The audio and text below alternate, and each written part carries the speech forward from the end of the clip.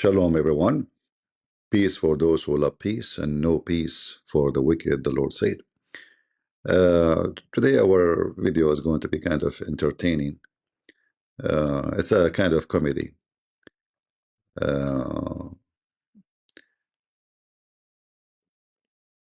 Muslims, if we can call them by this word, because Muslims themselves, there are many groups, and each of them have different name for their own. But this guy, which is he dressed weirdly, I don't know where he got the hat from. Is that an Arabian hat now? And he's wearing a jacket of the Western, and the dress of the Arab men who dress like women. He's a cocktail, and he's an American. And he is for sure, according to him, he is the one who can refute everyone in the world, and he did today. I mean, obviously he did. So this is his so-called debate. For me, those are not debate. This is just like I don't know Andrew. Actually, Andrew is funny. I like the guy. He was funny, and I can tell he's smart. But this dummy Daniel, he's just like a kid on the stage. Somebody have to take him home and change his diaper. I mean, this guy is just a stupid kid. I never saw a stupid person. I mean, the debate is about low IQ, but it looked like not only Muslims have low IQ because they have sex with their cousins. It looked like anyone who convert to Islam, he have to be a low IQ. Otherwise, how in the world he end there? And I will prove it to you. Let us see a little bit of this debate. Tax inheritance or something like this, right?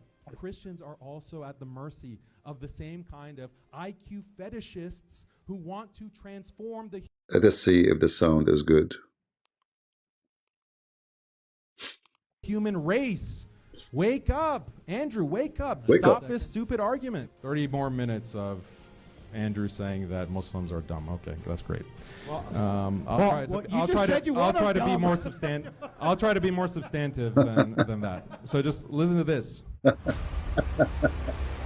It's not him who said that Muslims are dumb. It's you who agreed, you idiot. The whole debate, you are agreeing that Muslims are dumb. So what?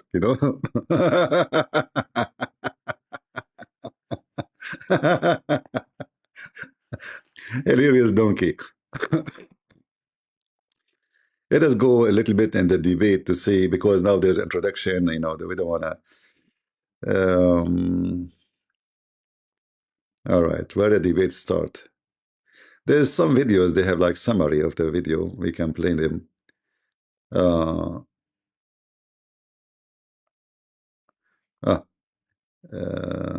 Here is talking about Israel. Let us see what he's talking about. Christian civil war right now is Israel, which is stoking hate so that they can continue their genocide of both Muslim and Christian Palestinians while they bleed America dry. Let's keep that larger context in mind. Let us give you a figure. If we go to your stupid Quran, when you talk about hate, you see, this is the difference between someone who is expert with Islam and he knew the garbage of Muhammad, and someone like Andrew. He is just he got a point to talk about it, about low IQ. He's right. But when he said that right away, if you are in the stage, you give him this. Who is the one who implement? If he's saying the Jews have hatred, right? Okay. Who is the one who implemented hatred in the heart of the Jews? Allah. And he did for both Christians and Jews. Chapter 5, verse number 14. It says that Allah strengthened them with enmity and hatred between one to another. So when a Muslim he speak about hatred, can you blame the Christians if the Christians have any? It's your filthy Satan God who did that. Are you against hate or you support hate? If you're against hate, that means you're against Allah. This is why this potato, he will never dare to speak to me. We go to the Jews. Who is the one who put hatred in the heart of the Jews? Allah. Chapter 5, verse number 64. Allah did to the Jews the same He did to the Christians. He struck them with hatred and enmity. Why? Because Allah is Satan. So now if we go to this Daniel Peacock and we ask him, are you against hatred? Is your speech is against hatred? Because it sounds like it. But this is what your God is saying. This is what your God is doing. He is the one who put hatred in their heart.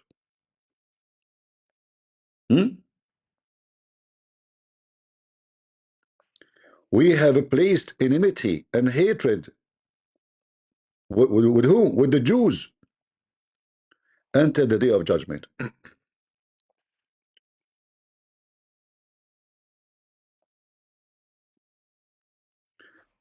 I mean, I did not start watching your video. By the way, I did not. I saw only summary. I just click at this Israel, and we are dying laughing at you already. And now he's making a video to explain why he's stupid. So the first point proved that you are a low IQ person.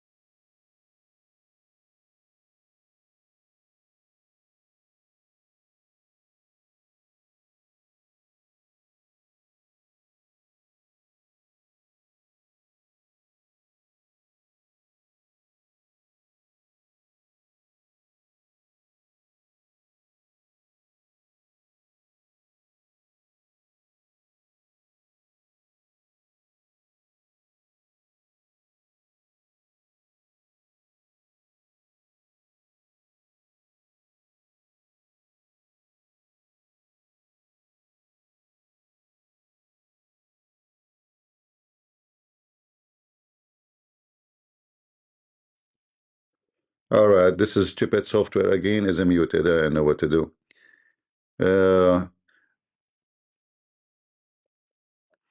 Shall I start again? Shall I reset the video and start again? I don't know. Maybe I can trim it later. I don't know. This is stupid software, make me sick. You know, I was talking all this time and you guys cannot hear me.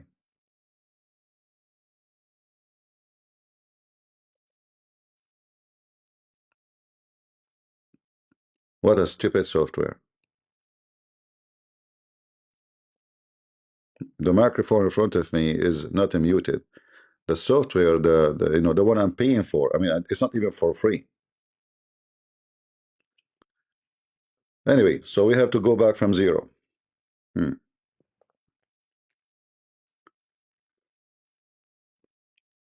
We heard this idiot. Let us play his video again. The part he speak about Israel. Shalom, everybody. Peace for those who love peace and no peace for the wicked, the Lord said. Where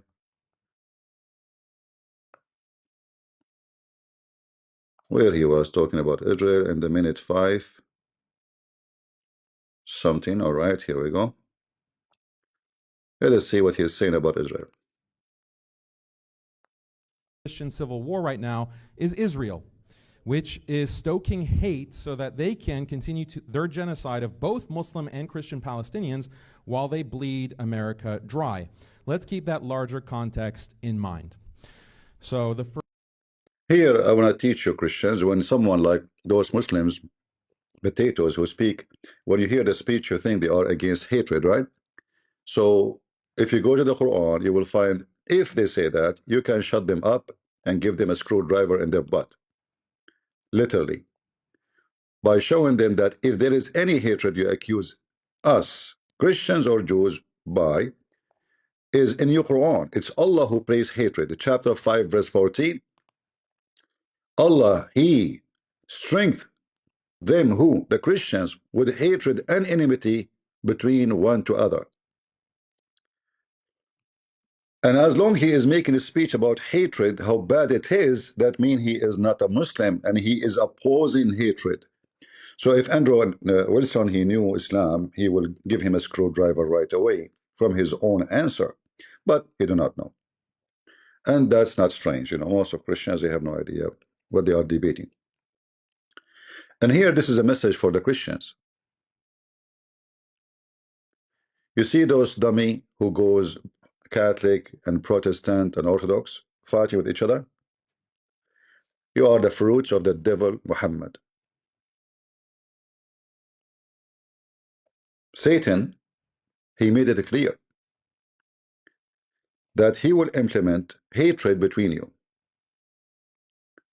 So when an Orthodox priest, he bash Catholic, or Catholic bash Orthodox, or Protestant, whatever it is, you are satanic people, and you are following the map and the steps of Satan, because this is what Satan in his Quran said to you. I will plan enmity and hatred between you Christians.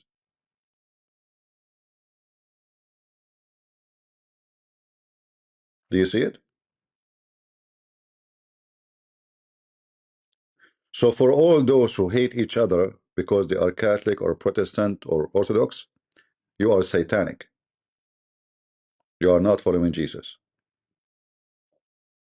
You are following and you are under the control of the devil Muhammad and his god Satan. It's in front of you. Muhammad, he did not stop with his hatred to the Christians. And as you see, if the Muslim will say to you, because a stupid Muslim, he might say to you, oh, this is at that time, at the time of Muhammad. No, it says until the day of judgment. Take a note. Because most of us, when we read 2 words and we stop. In fact, we do not know how to read, because there's a huge difference between reading words and analyzing. The majority in this world, they know how to read, but they don't analyze and don't see, even though the text in front of them, it says until the day of judgment.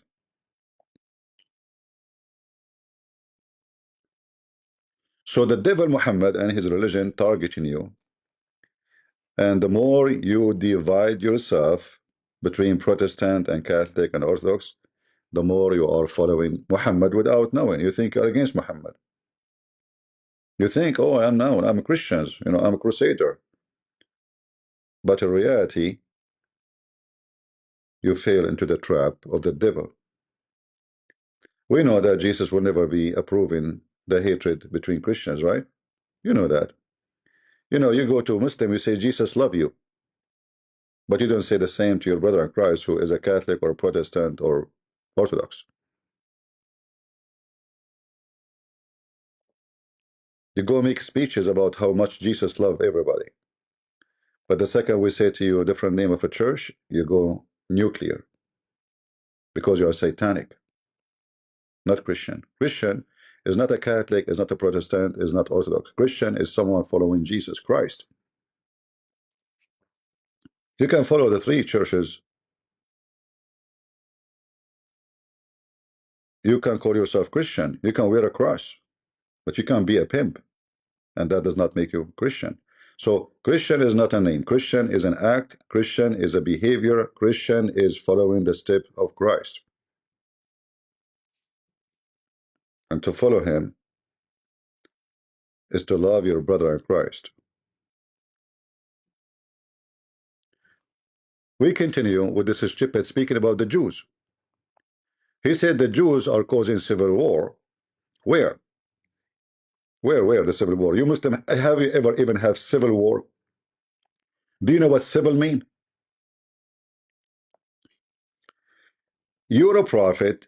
He cut hands and fingers of people just because he is trying to heal his hatred in his chest. He cut fingers. He even put nails in the eyes of his enemies. He tortured them. He is the devil. In chapter 5, verse number 64, your satanic Muhammad say the same, that Allah will place hatred among the Jews until the day of judgment. It's in front of you. And this is the filthy Quran. So when this mental potato, speaking about the Jews, and he's speaking about hatred. If you ever debate a Muslim, says hatred, the source of it is Allah. So are you blaming Allah? Are you condemning Allah?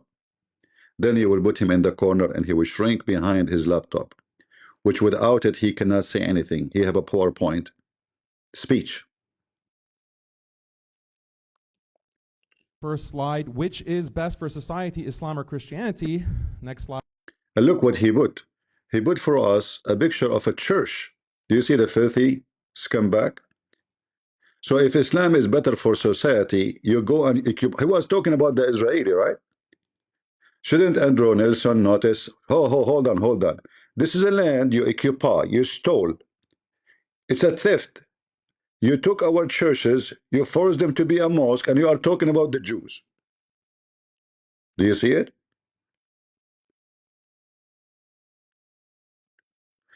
You see, if you are a debater, you have to be sharp. In every second, the Abdul, he says something, he presents something, you have to be watching carefully. But those are not debaters. This is what makes me upset, actually. All those who the Muslims are debating, none of them is a debaters. They don't have the skills, they don't have the knowledge, and they don't see.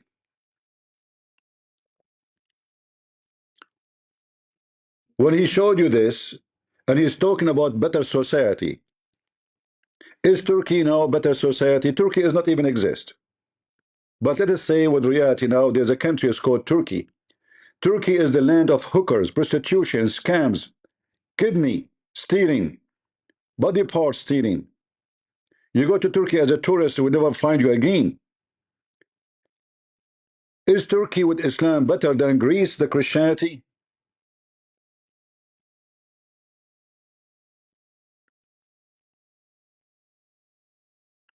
They don't know how to debate. He has put the picture there to insult you.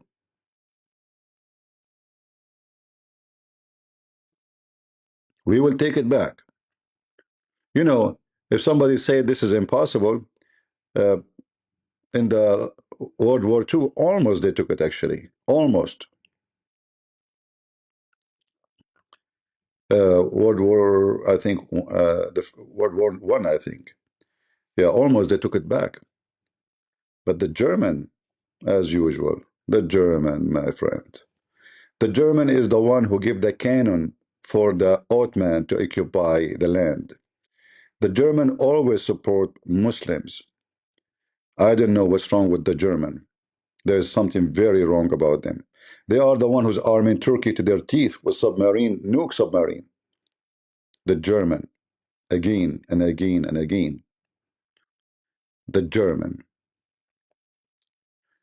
And the funny, the party was ruling German. It's called the Christian Democratic.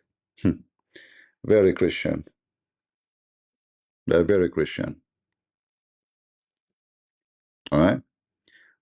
But we will take it back. And if you don't believe me, check out Jerusalem. After thousands of years, do you know for how long the Jews has lost their land? It's not since Jesus, no, long before, because the Roman there is for long time. So we can talk about couple of thousand of years. Couple of thousand of years, not 1,000, not 2,000, not even 3,000. Yet they took it back.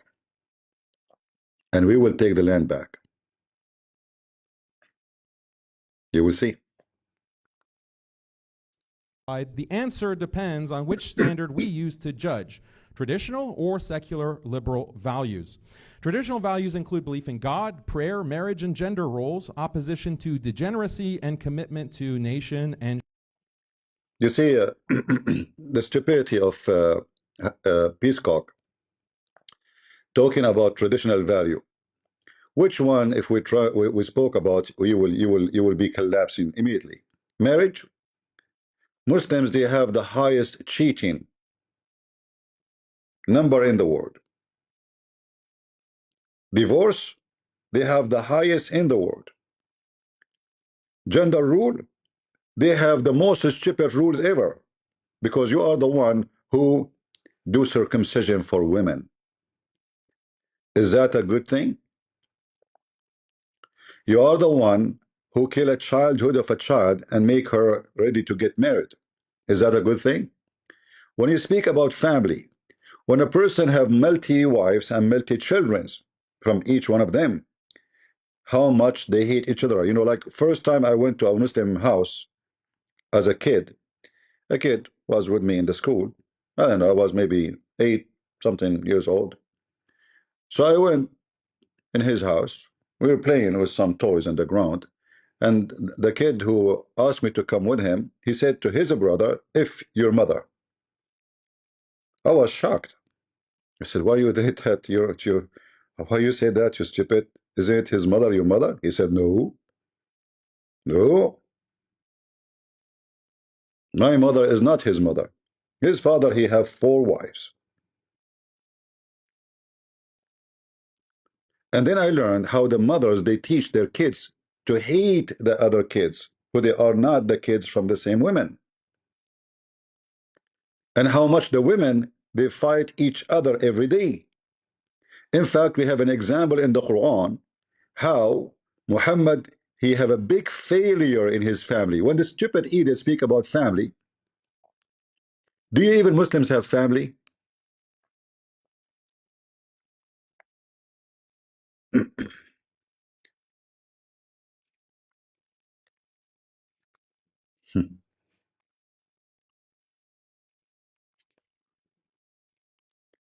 This is your stupid Quran. Speaking about Muhammad, he could not control his stupid family, and how he gave them false promises to shut them up. And then when he could not control them, as usual, he used Allah. He told them, Allah told me, if you turn in repentance to who? 2 wives have 2 party. 2 wives, they have 2 parties. Imagine. We have Democrat and Republican in the house of Muhammad. So Aisha and Hafsa, Aisha, she is leading a group of the wives of Muhammad, and Hafsa, she is leading other groups of the wives of Muhammad. 2 parties. Muhammad could not control them, so he is now using Allah. Imagine Allah, he take phone call from Muhammad. Hello? Uh, Allah, my wives is destroying my life. Do something, please do something.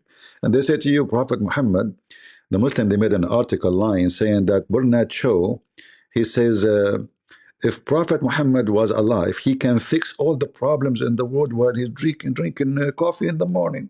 In the morning, you know. Uh, and this is the house of Muhammad. He could not fix it, and always what he do? He bring so-called Quran, he fabricate Quran to make it coming from Allah to subdue them. So look what he did. If 2 of you, if you don't repent, huh? And if you back each other against him who? Muhammad. Truly Allah is his protector. I mean, do you see how man Muhammad is? Muhammad the man, he could not control his wives, and now he is saying, Allah will protect me from you. Are we talking about war? Are we talking about Muhammad fighting the Roman army?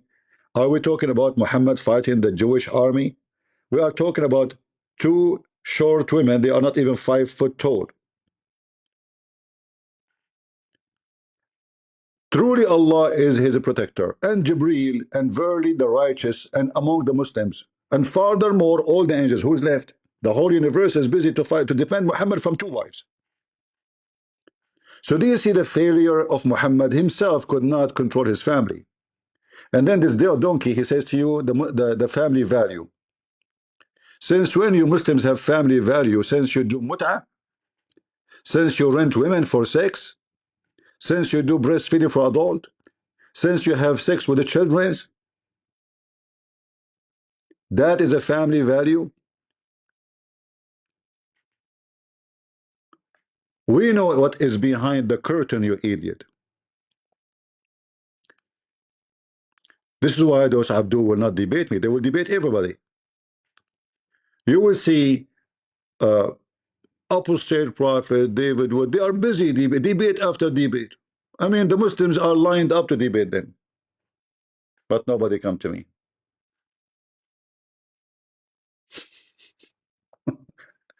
I have here, my account is empty of debate. Yeah, we have a Muslim value, you know. We have a Muslim value in Muslim countries. Shall I show you some? Shall I? You see, those Western, they know nothing about your society. I'm born there, you idiot. Which country you want? Morocco, where prostitution is #1 business? Huh? Emirat? Which country you want, Abdul? This is Emirat, brother. Muslim value. Yeah, okay. This is other Muslim value. Okay. They bring a woman in the middle, and if they could not, they bring a boy. He dressed like a woman. Okay. Muslim value. Uh, this is a Muslim gay. Muslim value. You see the Muslim society, brother? Yeah. This is the Muslim value, brother. Praise be to Allah. Shake it, shake it. Is it a woman or it's a guy? I'm not sure. Muslim women value.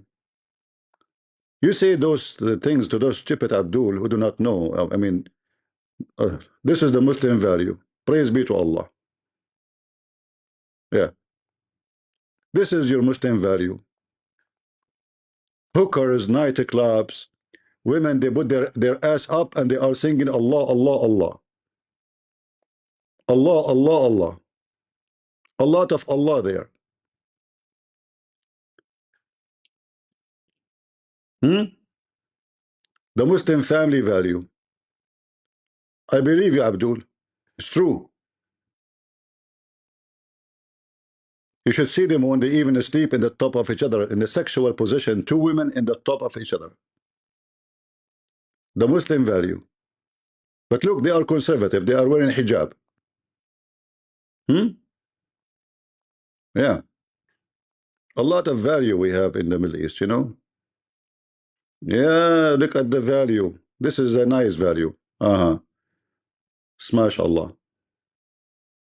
What they are doing here? Oh boy. This is in Saudi Arabia. All right. I'm trying not to search for something horrible. You know, I'm searching for something acceptable to show. Oh, look at this. This is Turkey, brother. This is Turkey. Belly dancing, men belly dancing. Aman Rabbi Aman. Smash Allah.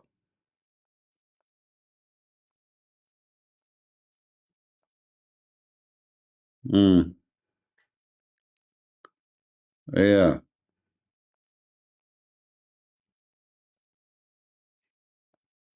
Until now, we showed you nothing, actually. We are in the safe mood. Otherwise, things can get horrible. And then they sleep in the top of each other, like one woman will bend over, you know, and they look how they raise their head, their butt, you know, and you can see all the details. And the men, all the men are looking at their asses. This is the Muslim family value, brother. All right. Yeah, may Allah ask you. Yeah. Yeah, she go, you see, she is in the top of the other women, and she is shaking as if she's having sex with her. If I play the video, for sure, I know they would do that. They will sleep in the top of each other doing sexual positions. And if all of them, they are sheikhs, and this is Islamic countries. Look at this. Look at this. And yeah, Abdul is around her, you know. Brother, we are very conservative, brother. The Muslim family value. A lot of value there. Big screen TV. Yeah. You say those stupid things to those dummy who do not know you, you idiot. Muslim women value, Muslim family value. I mean, have you ever even heard somebody dance like this? You have to be a pervert. What is this? Now we understand why your prayer is focusing in that part. Yeah, Muslim family value. Uh-huh. And trust me, I showed you nothing. So when this donkey speak about value, and look, he have a PowerPoint. What a kid. Uh, believe in God. This is the value. They believe in God. Which God? Well, there's people they believe in Satan. That make them better. Prayer. They pray. You pray and then you do all the things you do. All the highness things you do. You pray to Satan. Let us skip a little bit with the find something.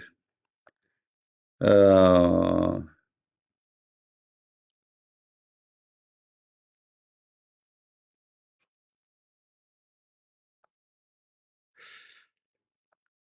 let us go where things get hot.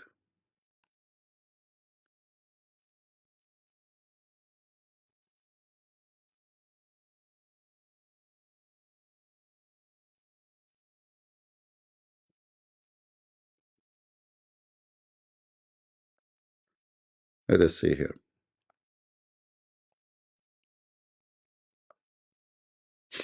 Christianity or secular liberalism is better for society. So any pro-liberal standard that Andrew uses to judge Islam today, tomorrow that same liberal standard can be used by his atheist opponent to judge Christianity. For example, if he says Christianity is better than Islam because it gives women more rights and promotes more scientific progress and health, the atheist can argue that secular liberalism does even more of those things. Andrew knows this, so against That's false. Because secularism have nothing to do with atheism. You know, being secular mean, you know, you can give your definition, but secular is not to involve religion, you know, and believe in religion in daily, let us say, things like, you know, as an example, I will give you some stuff which is can involve stupidity, and religion can be disturbing. So in Islam, if you want to make a weather news, can you go and say tomorrow is going to rain? No. You have to say, inshallah, by Allah will, if Allah will, is going to rain.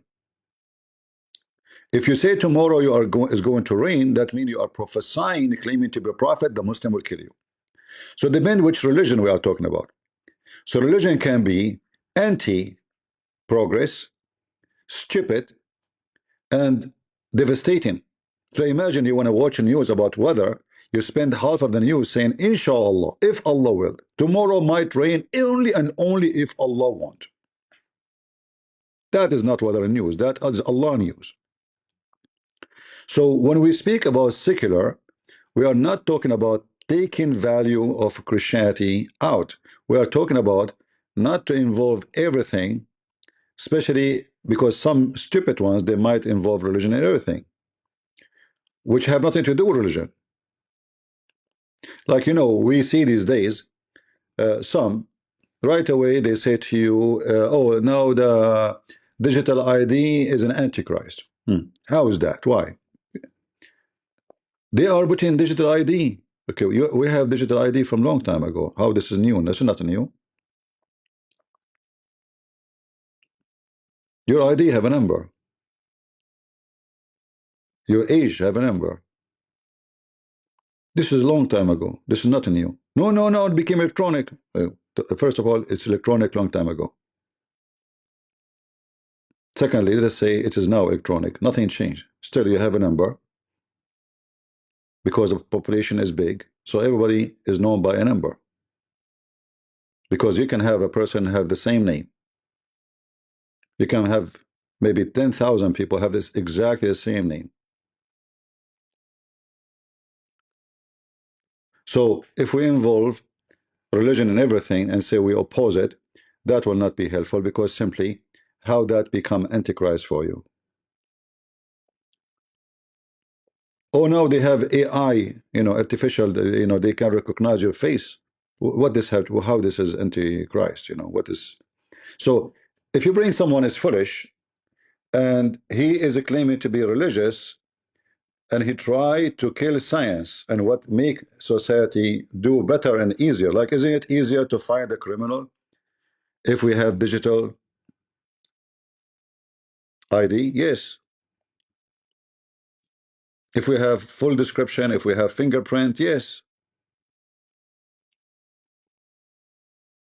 So an idiot religious can be dangerous as much as an idiot atheist, because he's idiot. So when we speak about Christianity, we are talking about what is right. So we as a Christians, we can do good for society when it's society involved, which mean I'm not going to oppose somebody because he said we want to have a traffic light and say Christianity is against it, like Muslims. I will be against something against the Bible, which is going to hurt society. Same time, when this Abdul, he speak about what is right, what's wrong. Do you even have anything in the Islam teaching you what is right? Or Islam teach you what is wrong only? Which mean it make what's wrong right and make what right wrong. It is wrong to be peaceful in Islam with non-Muslims. It is right to beat your wife in Islam as you wish. It's right to steal from non-Muslims in Islam because they are not paying the jizya, which is money for protection. You're a gang, you're a mafia. So when he speak about what's right, what's wrong, it is very funny because they are following a religion which is teach only what is wrong as if it is what is right. Continue, Abdul. The atheist, tomorrow he'll likely revert back to a traditional Christian stance, highlighting issues like LGBT, incest, and low birth rates. First of all, LGBT is approved in Islam. And I know you will say to me, Prophet Muhammad, he says, if somebody is a homosexual, kill him, right? But we cannot find that in the Quran. And I can say to you, most likely, this is not exist in Islam. Muslim, they added long later. How we can know that? Muhammad, his house was full of gays, and he never did anything to them. If we go right now to any Muslim hadith website, and we type the following word, you will see always there's gays in the house of Muhammad, in the house of Umar, in the house of everybody. In fact, if you read my book, two of them, Sex of Allah and Allah, you will see how much homosexual Mecca is. The whole city is homosexual. And I'm not exaggerating.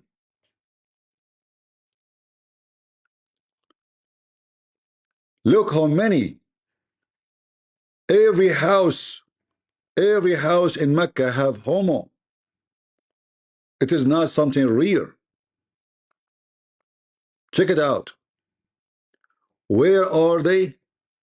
In the houses of Muhammad, in the house of Salama, in the house of Hafsa, in the house of Aisha. Every one of them, every wife of Muhammad, she have many gays come into her house. Did Muhammad do anything? Did he punish them? Read it. In fact, a gay, he asked Aisha, why you don't marry your brother to a homosexual, and he called her a girl. He said she come with 4 and she leave with 4.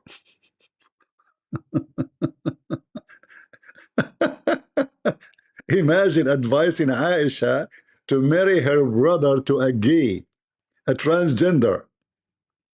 But at that time, there's no like medicine, you know. This is a gay,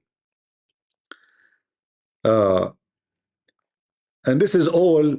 We cannot find this in the in the Quran. We find only in the Hadith all those about homosexual. All right,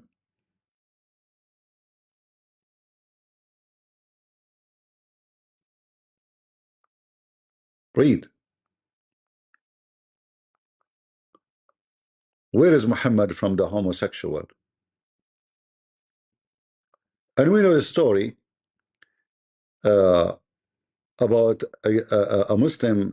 He came to the Caliphate, Uthman, and he was complaining that the one who is leading the prayer is a gay. Uthman, he said to him, so what? Follow him.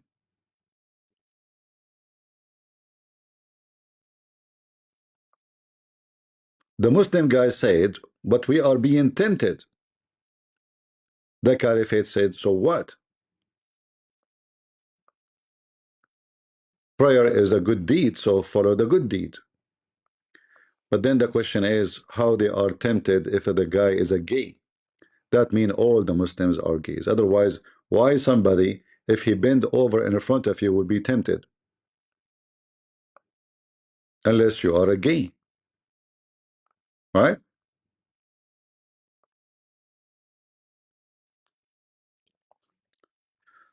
The hadith about the caliphate, we can find it for you.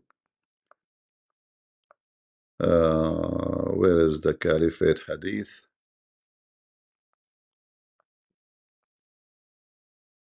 About Uthman. Look how many. Here we go. This is Sahih al-Bukhari. This is not a hadith Muslim can say we don't accept. I went to Uthman ibn Affan. He was be assigned, which means he became the caliphate now. And I said to him, you are the chief of Muslim, blah, blah, blah. Okay. We are led in our salah, which means prayer, by a leader of al-fitna, trial, affliction, etc. Okay, who is this leader who is causing them trial? Muslims are getting horny and getting hot, and they are touching themselves. This is what trial, affliction mean. What happened? We are afraid of being sinful following him. Uthman, he says salat is the best of deeds. So when people do good deed, do the same with them. And then Az-Zuhri said, in our opinion, now we understand what's going on. One should not offer salat behind a feminine person unless there is no alternative. So the Uthman, from the beginning of Islam, your gays are imams. The guy he came to him, he says, our imam is a gay. Question, how the gay became your leader? How he became your leader? Don't, why you pray behind him? Who's forcing you? Is he appointed by the caliphate? Look like it. Because I can say, okay, I don't want to pray behind this guy. I'm going to pray behind this guy. He's a better person. So why you are stuck with him? So look like Uthman is the one who appointed this person to be the leader of the prayer for the Abdul. And the Abdul, he claimed that he is afraid to be sinful. A leader of affliction, trial. Where is the trial coming from? Because they are homo, and when he bent over, they get horny. I remember those Arab Muslim at that time, not like now. If you look at the Crown Prince of Saudi Arabia, he wear long dress.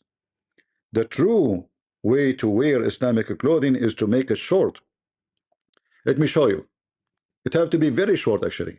It's like a skirt almost. Uh,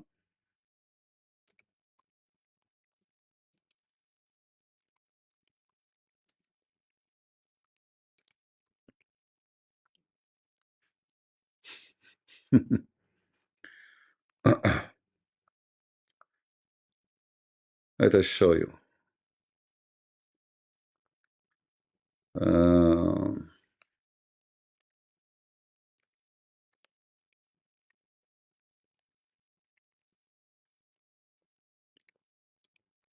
because if you wear a long one, you will go to hell, Muhammad told them.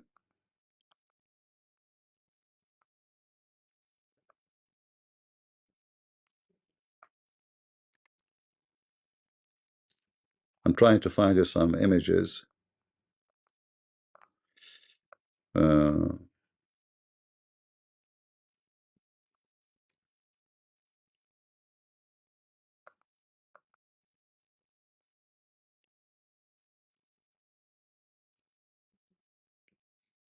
this is why if you notice Zakir Naik, when he wear his pant, it's very short. Because Muhammad, he says, if your pant touch the ankle down, you go to hell. You will never enter heaven. Let me see Zakir Naik just to show you. But I prefer if I can find images of true Arab Muslim, wearing truly the true cloth of Islam. Um,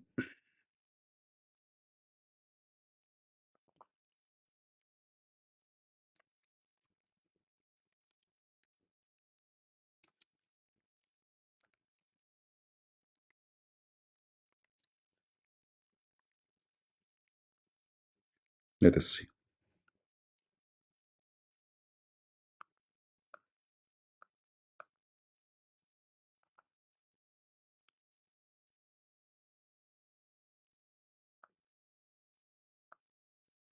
When you see a Muslim wearing long dress and the dress is touching his feet, he is not going to go to heaven.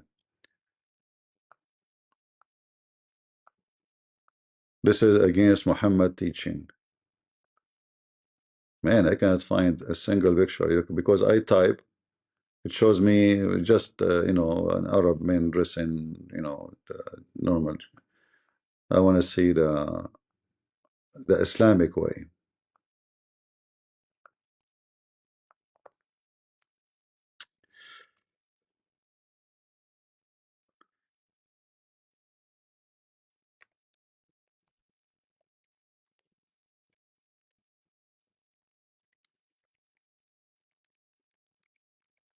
Like an example, the Mutawa in Saudi Arabia.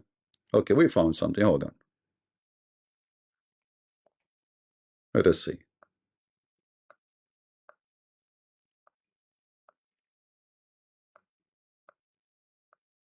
Just to give you an idea how they dress. Let us open this one. But actually, this is not too much short the way it should. It should be shorter, but that will do for now.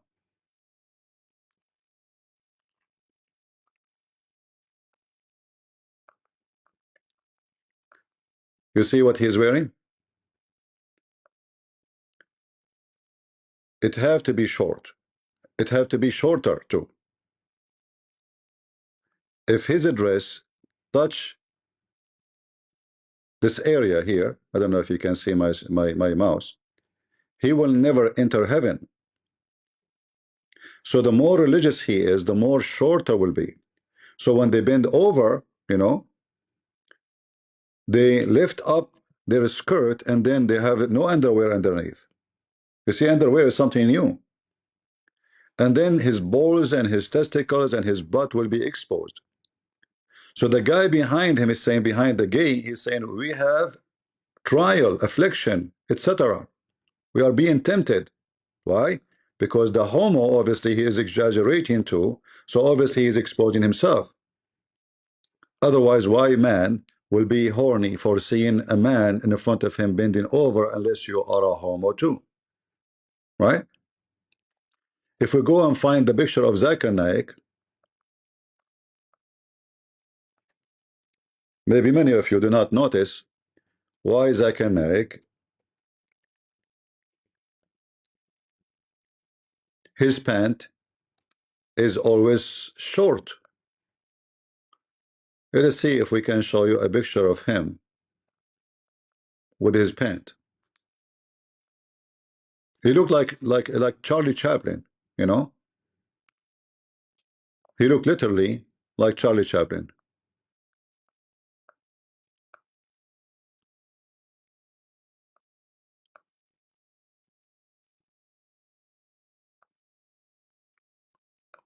Where is it? Let's see.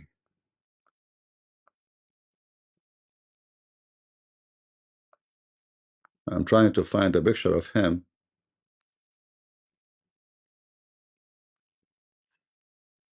Look, this is him and his son. Where is the picture? Hold on.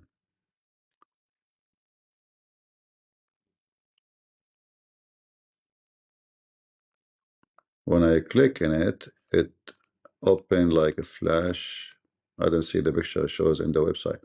Okay, let's try something else.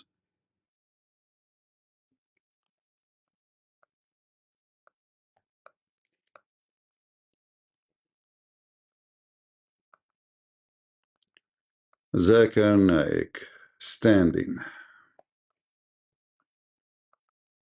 The pant of Zakir Naik. You see, this is what the religious Muslim he focus on stupid things like your pant. If it touch your foot, you are going to go to hell, brother. Right? Uh-huh.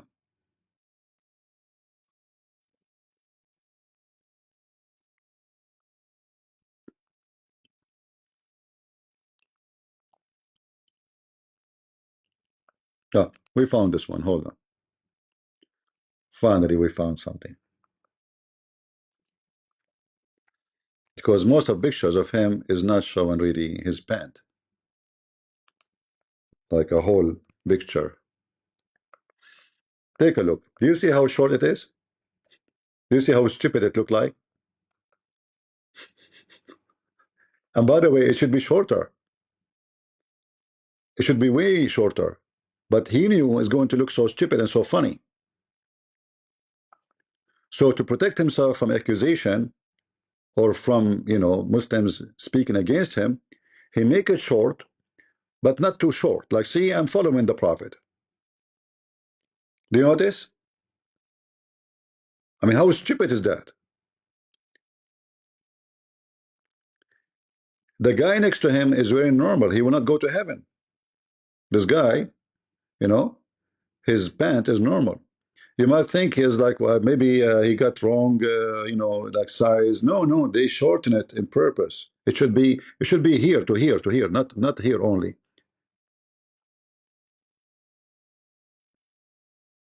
All right.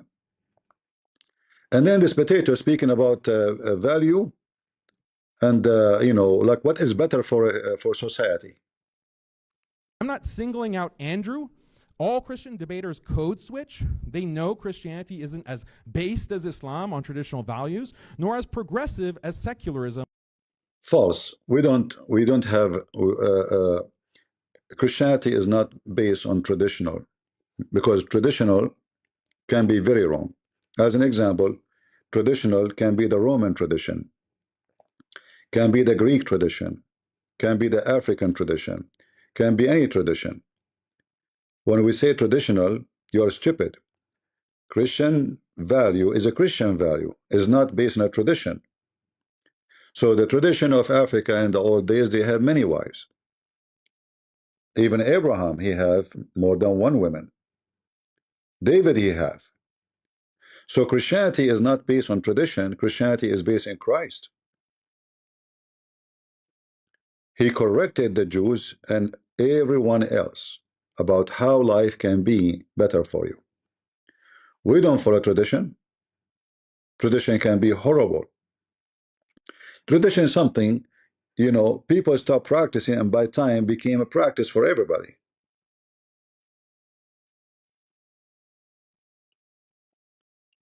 And always a tradition is going to be abrogated. So what is tradition before is not the same tradition what was before it, because always there is a new tradition for a new generation. Like if we go check the history of the bikini, it was a pant. the pant became shorter, and then become shorter, and then become a panty, and then the panty become a string, and then became naked beach. Which one is the tradition? So now there is tradition implemented in society that there's naked beaches. What does have to do with anything? You're just stupid. on liberal values. Christianity is stuck in the middle between traditionalism and secularism. So to win against either Islam or secularism, Christians have no choice but to code switch depending on who they're debating. Putting aside this conceptual problem with Christian apologetics, how do we know that Islam is better for society than Christianity? Again, it depends on what values we adopt. Muslim and Christians generally subscribe to traditional values. In fact, all humans, due to biology, inherently value things like belief in a creator, marriage, family, and community. None of those exist in Islam. None of those. Now we can prove it very easy. You know, when Umar he wanted to F the daughter of Ali, is it a traditional in Islam to lift the skirt of a little girl to check her vagina? Yes. I can show the reference. Omar, he left the skirt of a little girl, she is not even 8 years old, to check, and Ali, her father, told him, check her out. Check her out. And you are talking about marriage and family value?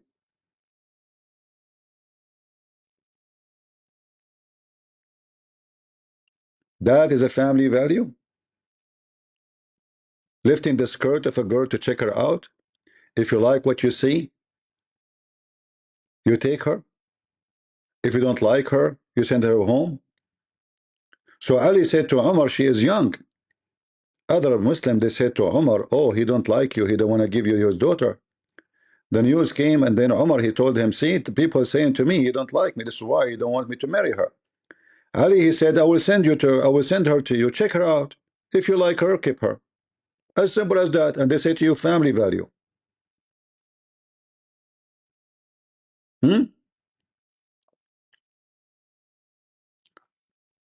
Yeah, in the video, by the way, there's some bad language, but you see, uh, it's a bad language, but sometimes I don't go. I mean, we don't want to sugarcoat things, right? So when Wilson he says you F your cousin, it's true. I mean, you say the F word by letter like me, I'm saying it now, or you say the whole word. But this is what's happening. Muslim don't marry. Muslim they only F. All right. This is why the Muslim they use for the word marriage nikah, which is mean the F word. It doesn't say marriage in the Quran. It says if them, not marry them. F2 and 3 and 4. And if you could not afford to F1, then, I mean, you cannot afford to F4, then 1. So 1 is the last solution. So when he say the F word, he's right, you know, even though maybe people don't like to hear it, but it is reality and perfectly fit for the topic. Community. So let's see whether Islam or Christianity is better at promoting these things in society using the abundance of empirical data available. Let's start with a bird's eye view using the World Values Survey, a global project measuring beliefs, values, and cultural changes in over 100. Okay, hold on. Who is the one who made this? Let me show you another. I will show you a study.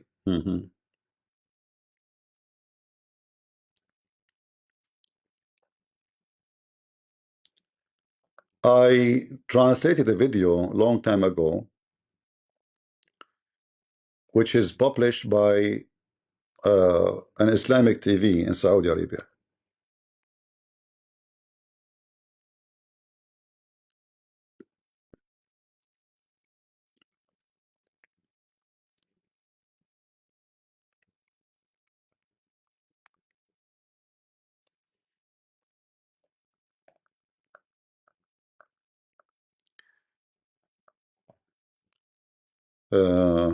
You know what? Let's go to the newest one. Why I want to go back? Because that video made by the Saudi woman I translated. She's a doctor in the armed forces of Saudi Arabia, and she said 40% of the population of Jeddah are homosexual. Almost same number, they have incest sex with family member.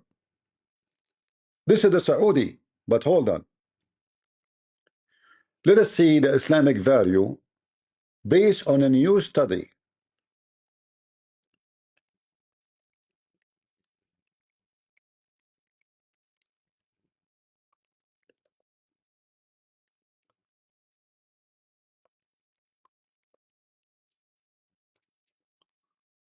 Shall we?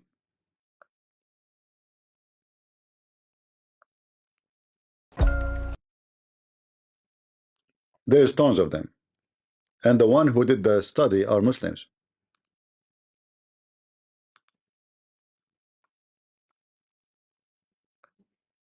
We will avoid the music. Give me a second so we don't get flagged by copyright. Pakistan. What happened in Pakistan?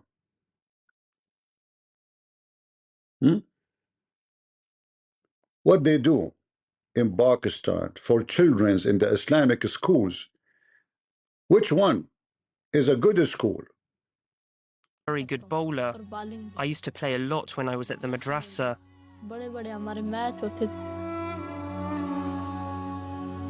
This music will cause us trouble. I mean, do you have to have a music? Studying at the madrasa. But on the first day, I was worried. I wanted to tell my mother that I didn't want to stay there. I was alone without my family. The studies were very difficult. The food was bad. The tap water was no good. I was nauseous and throwing up. But after a week, I felt better and started to enjoy being there. I wanted to become a religious scholar. I wanted to be a reciter of the Quran, to travel the world and have people come and listen to me recite the Quran.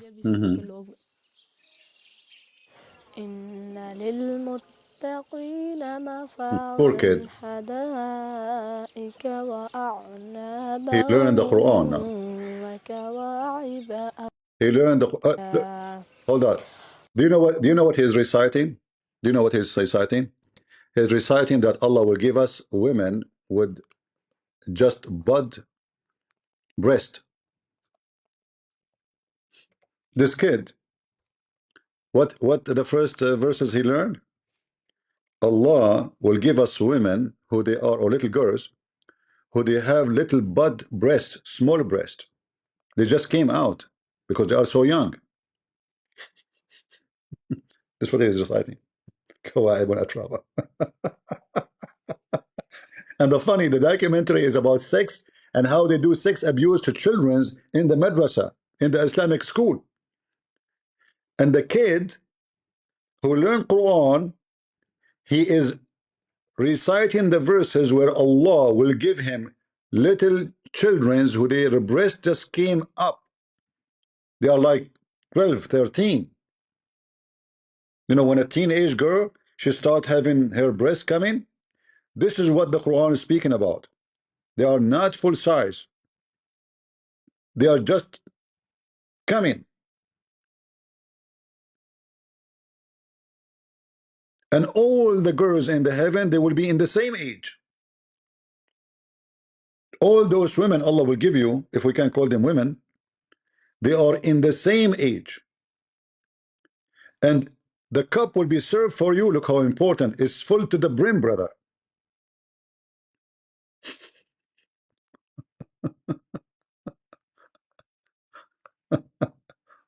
Oh. Anyway, so if we go to the study, you will see what happened to this kid. And tens of thousands of kids like him get screwed, literally, raped and killed. This is the Islamic schools. Look what he's saying.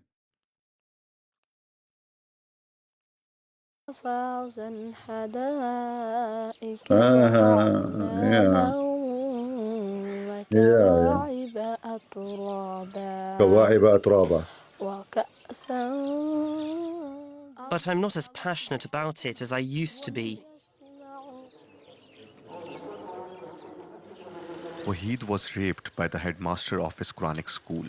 To preserve his anonymity, we have changed his name. He hardly ever leaves his house. He lives in seclusion, out of sight, surrounded by his family after daring to break the law of silence. When he had the courage to report his attacker to the teachers, Wahid was punished. His phone was confiscated and he was forbidden to leave the madrasa. He managed to escape a few weeks later, taking advantage of a moment of inattention. He tells us his story 2 months after his attack. It was the middle of the day. The headmaster came to the madrasa. He said he wanted to take me to clean his house. I was studying. I got on behind him on his motorbike and we went to his house. There, he told me to go into a room and start cleaning. A few minutes later, he came in and locked the door. He grabbed me and threw me on the bed. He started assaulting me, then pulled down his trousers and forcibly removed mine. I started to scream, but he put his hand over my mouth. And he did horrible things to me. I couldn't stop crying. He wouldn't let me go. Then he threatened me, if you tell anyone, your teacher or your family, I'll kill you. Then if you continue, there's made documentary, by the way. Shia or Sunni is the same. The most horrible society in the world is the Islamic society. Islam is the same as a grave. They cover it by marble. The marble look nice, look beautiful, but it's a grave. So when this stupid idiot, he speak about the success of the Islamic society, we are traditional. Well, traditional in raping kids.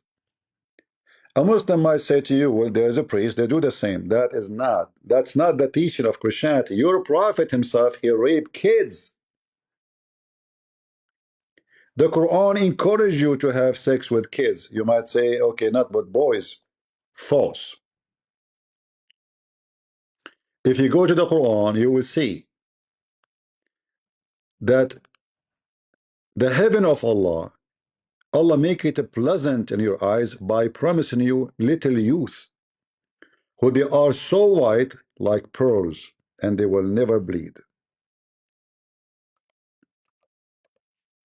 And we have the hadith where Muhammad, he promised Muslim men that in the heaven you will have market where there is no buying or selling except pictures of men and women. And if you like the picture, you get inside and you F it. Around them, here it says will serve. Nowhere it says serve. It says they will go around them, not serve. Yatufu ali. They will go around. What they're doing, we do not know. But later we will see. Young kids, not young male only, young kids. It doesn't say servant. It says Ghulman. There's a guy, his name is what his name? Ex-friendly Muslim from Pakistan. He said Christian Prince is exaggerating. This is not about sex because he's a donkey idiot. He do not know Arabic. The word Ghulm is coming from the word horny. Ghulma. So Ghulman is the ones who they are in the age of being so horny.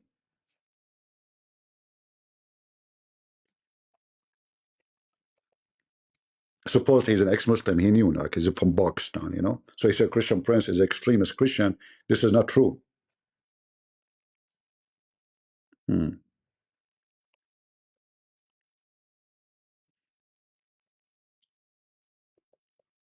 Uh,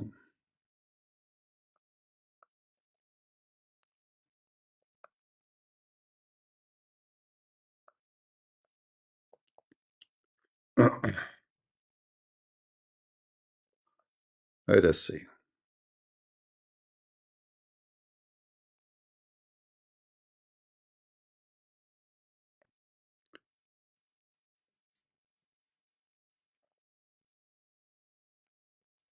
Now, for sure, any word can come with many meaning, but this is the meaning of this word.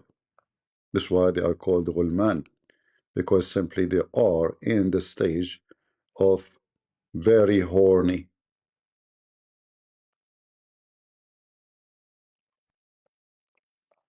So somebody is, I don't know what the English for it will be, but I will show you with the dictionary English Arabic, and you will find some answer for that. So this is the word in Arabic, غلمة.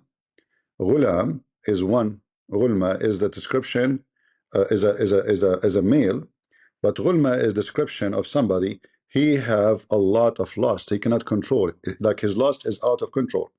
And this is the dictionary. This is what it says. All of those is about this word. Many of those words, by the way, in English, I do not know what they are. So you tell me if they are exactly correct. But this is what the word Ghulma coming from. So Ghulam is someone, he is in such an age or such a state of being horny. He's young, let us say a teenage. You know, when a teenage he got to the top of his sexuality, that is what a ghulma, and that what is a ghulam. And then this friendly ex-Muslim, he says, Christian Prince is your virgin. Pakistani boy, you left Islam, but you're still donkey. Yet David Wood, he welcomed him. You know, he showed me, he want to make fun of the Bible. He says the earth is a flat in the Bible. I said to him, it says the earth like a circle or a globe.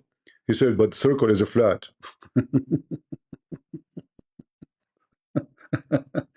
The earth is many circle, you idiot. The edge of it is a circle. Doesn't mean it's a and David Wood welcome him to his channel. Both are potatoes. So this is what your religion is about. And then you are giving me speeches about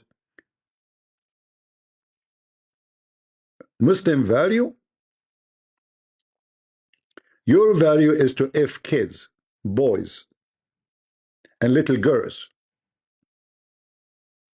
And that is your tradition. And if one of them, he mentioned what you have done to them, you will kill them.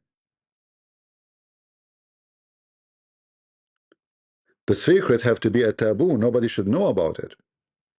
Your tradition as a Muslim, if a man, if somebody, you do nothing to him. But if a girl, she do that, and people expose it, most likely she's going to be killed. This is your Islamic tradition.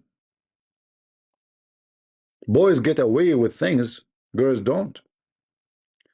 And you are telling me about Muslim value and tradition? Countries. Their World Cultural Map from 2023 groups countries by religion. Protestant European countries are yellow, Orthodox is red, European Catholics are green, Latin America in light blue, and Islamic countries in gray. On the x-axis, countries that value individual self-expression and autonomy are further right on the graph. On the y-axis, countries that are more secular are higher up. The ones that have more traditional values are lower. So you can see in the bottom left, there are the Islamic countries that are more traditional, whereas the Christian countries are more secular and value individual autonomy. How about belief in God? Muslim countries show higher religiosity and belief in God than Christian ones. All those studies are just stupid because simply, so what if you believe it?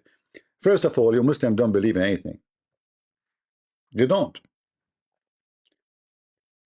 Because no Muslim actually, he agree with other Muslim about his belief. I mean, if I go right now and check the video is made against you by Muslims, I will find a 1,000 video showing that you do not know Islam. I mean, even Adnan Rashid, the stupid Adnan Rashid, he school you. Why? Because you Muslims don't have a belief. Everyone, he come with his own belief, as he wish. You don't even have a religion. And at the end of the day, all the studies you made that Muslims have more religious belief as you claim. Why Muslim countries are messed up as long as you are religious? This is the question should be. Why rape in Muslim countries is skyrocketing? Can you answer? Why women are not safe in a Muslim street? Can you answer? Huh? Remember, it's about who is better society. If a woman walk alone in America and a woman walk alone in any Islamic countries, what will happen? Hmm?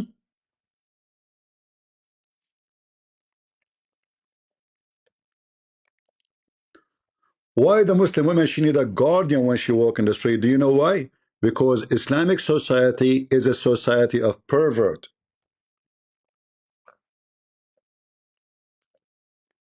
Islam make you a living dog, not a living human.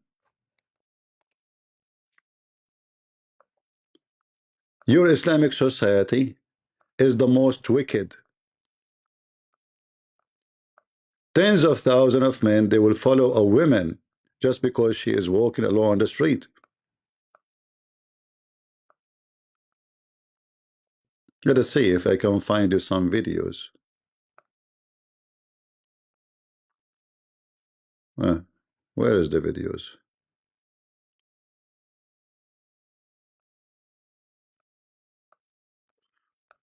I mean, I just changed the browser and it's not showing me.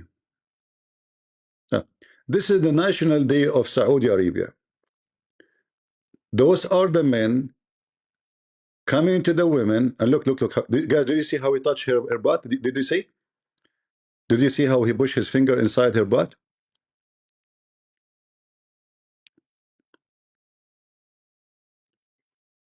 Look, see?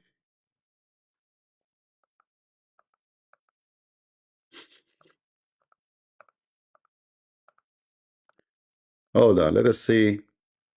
Oh, hold on. You know what? I have better. I just remember instead of looking for this because there's tons of videos actually. Uh,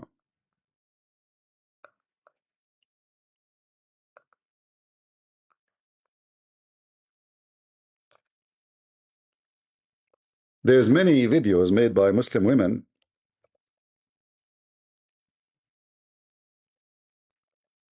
about what happened to them when they went to Kaaba.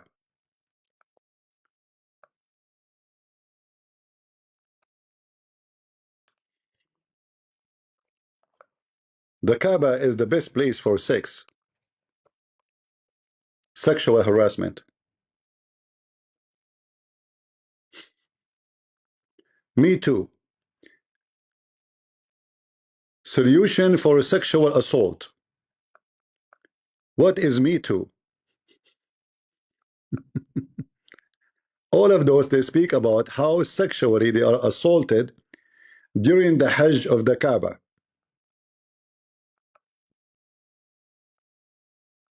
Me Too.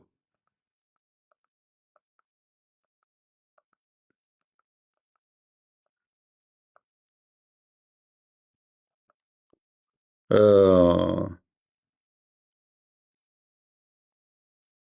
is that one of them? I don't know. There's a music. I don't want the music. How a Muslim woman was sexually abused. She was, etc. In Mecca. Yeah, you go. Every man will grab you from your butt. By the time they finish going around the Kaaba, they will be having enough masturbation. Maybe I need to open. Let us see.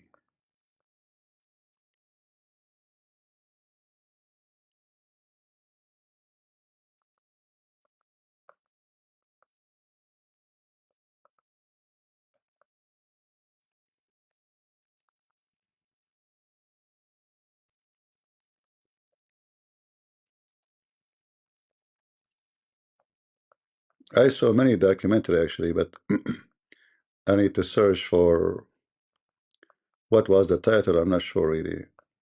I think it was Me Too, something like that.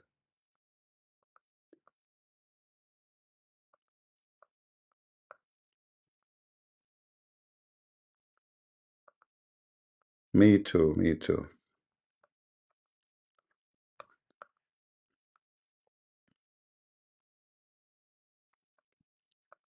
Where is the videos? Maybe I got the wrong ad, right title.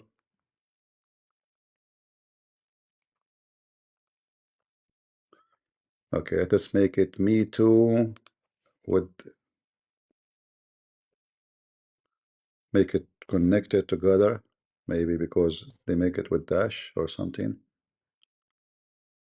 All right.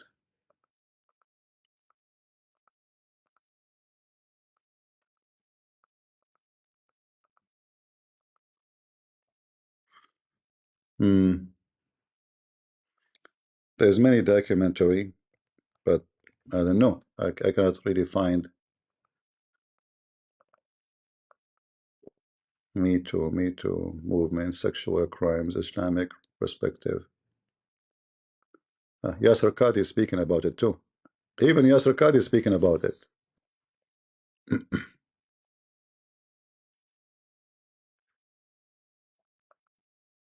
Yeah. Even Yasser Qadi, he made a video about it.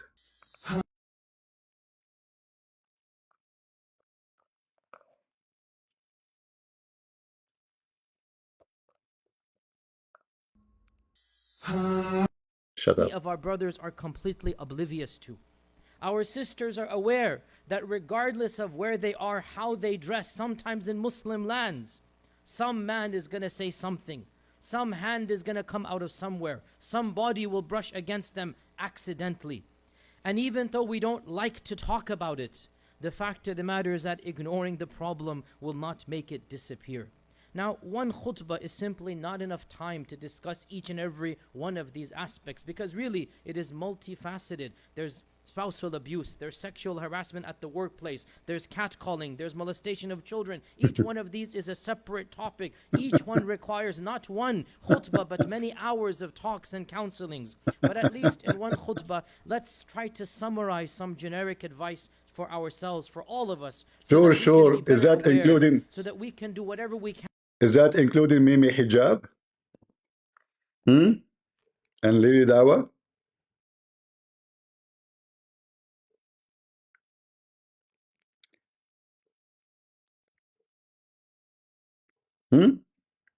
So you know their cult is beyond faith, and they say to you, our value, our tradition, this is your value. Your prophet, he go to his own son house,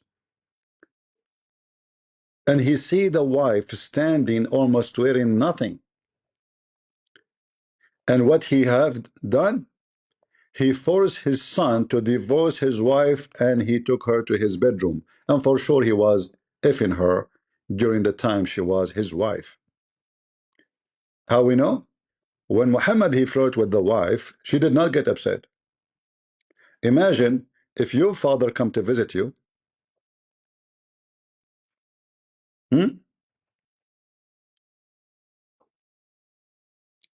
and he flirt with your wife. What your wife will do? She will kick him out, right?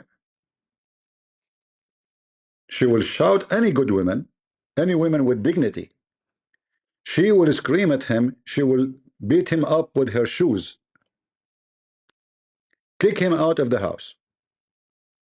What Muhammad did, he flirted with her. She did not complain. In fact, when her husband came, she told him the good news. Your father was here and he said this to me. And then the son of Muhammad, which is son by adoption, Muhammad, he adopted him obviously to use him to marry this girl so he can F her and nobody will suspect. But now Muhammad became powerful. He do not need, why I'm going to keep this woman there for this guy when I can have her alone.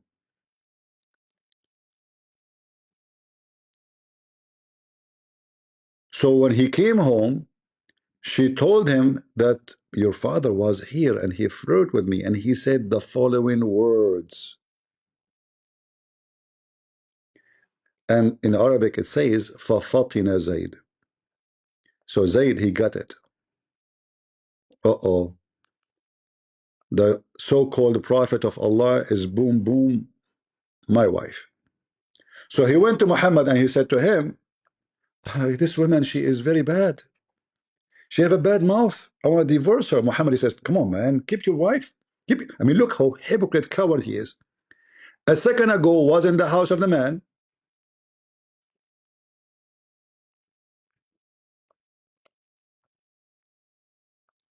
flirting with his wife with loud voice. When I say something with loud voice, obviously I'm trying to make the women hear it. All right? And by the way, there's a miracle happened there. That when Zayd, he tried to F his wife after Muhammad, he desired her.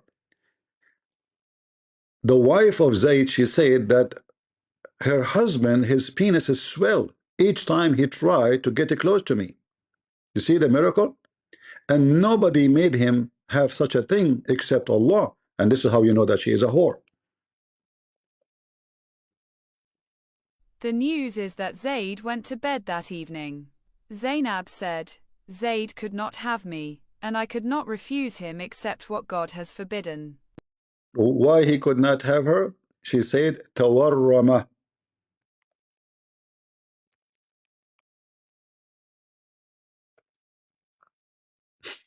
Allah made his penis swell.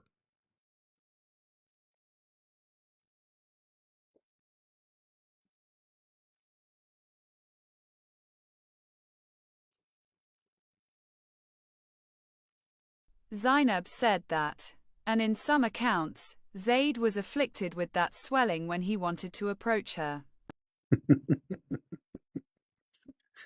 And Daniel Peacock is talking about our tradition. So your tradition, your prophet, when he go to a married wife of his son, he flirt with her and he effed her. And your tradition saying that Allah made the husband penis swell. That's it. She's preserved for Muhammad. You cannot touch her vagina. The guy, he unzip, he grab it. Oh, my penis, what happened to my penis? It's swelling, it became big, big, big like zucchini. What the no, it's hurting, it's hurting. Put it back, put it back. He put it back, he's fine now. It's a miracle.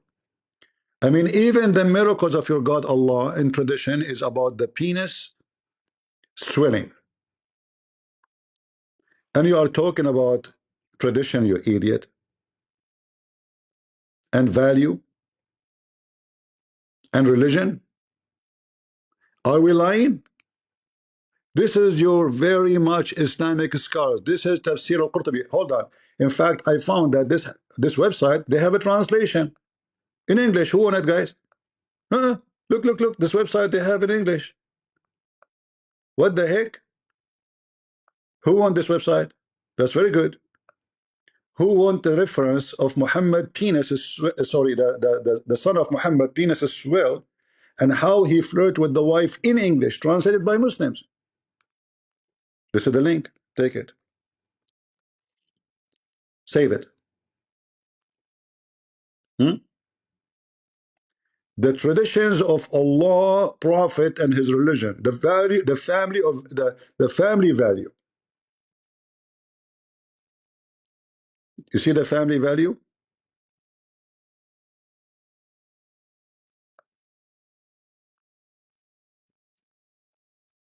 Can you beat such a value? But we know that this is totally against the teaching of Christ. This is satanic. You know, did Jesus allow us to look at other women? Can we? Can you look at a woman? She is not your wife. Can we? This is your best man, which you take your tradition from him. In fact, the Muslims, they say we are Sunni, which means we follow the steps of Muhammad. What does that mean? You go to your own son's house, you flirt with the wife, and you F her.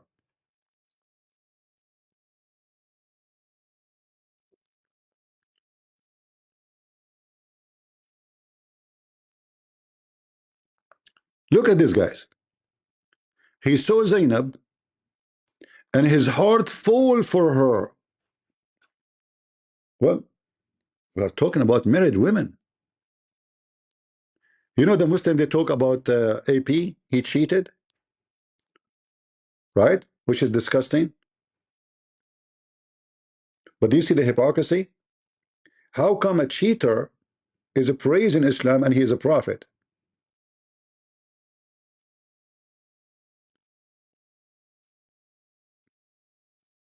He is cheating in his son. You are now flirting He said to her, praise be to Allah, the one who made my heart flip for you. He desired her. I mean, guys, look at the word. Look at the word. He desired her. She was the most beautiful woman in Quraysh. She was big and fat and white, which is at that time the description of very beautiful women. If you are very fat at that time and you are huge, you know, and white, you are perfect. If you are skinny, nobody will marry you, because that means you are not healthy and you will not have good kids and you are not even spoiled. You are not from a good family, because women who they are fat, they don't work, they have servant, they have needs, big butt. So she had big butt, huge, 1 meter by 1 meter. And Muhammad, when he saw her, he cannot hold his penis. I mean, he held it, but I mean, he could not hold it inside the pant. Like boing, his penis pointed at her. Oh, this is the woman I want. I want this one. I want this one. So Muhammad, his penis get into action. His mouth start talking. Oh, praise be to Allah. My heart to flip for you. And you are talking about tradition and family value, potato. Imagine this potato, Daniel, is debating a Christian prince, and he said those things to me. Do you see why they will not debate me?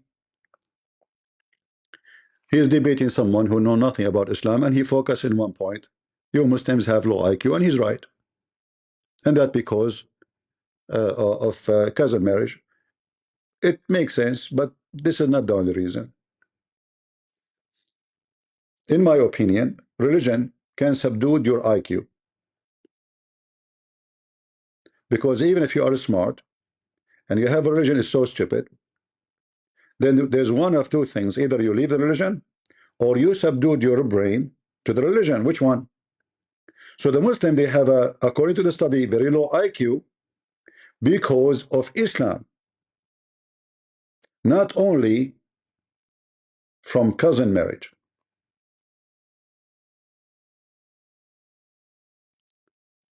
These religions will make you stupid, act stupid, think stupid. When somebody kill his brain and he decide to believe that there is a God will give him endless penis, he decided to be stupid. When somebody killed his brain and he believed that there's somebody, if I kill for him, he will give me a lot of women to F. Then even if you have a brain, your brain is dead. Right? And this guy, he spent, God knows how much he spent time to make those, you know, like a graphic, which is very stupid. A Muslim woman cannot walk in the street alone. That is reality. A Muslim woman, she need a guardian. That is reality. Why? Because you Muslims are following a pervert, and you will not let a Muslim walk alone, Muslim women. This is why she need a guardian. If the Islamic society is a good society, then you will not need a guardian. Is that correct, guys? If your wife, she is safe to walk in the street, why you need a guardian for her? Guardian from who? From the Muslims. Is that correct? Why we need a guardian?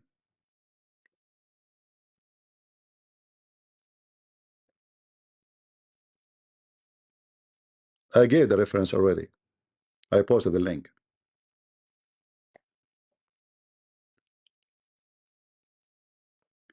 If I have no thieves, I will not have bars over my windows.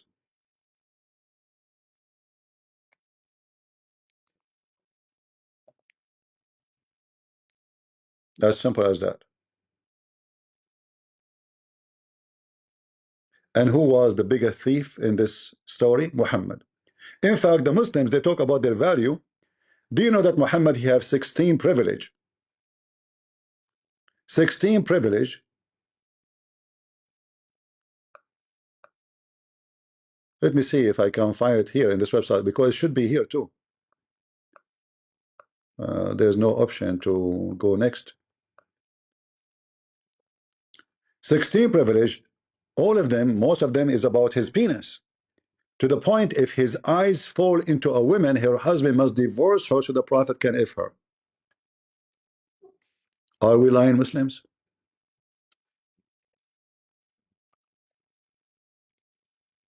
Let us show you the reference. And you are talking about Islamic value?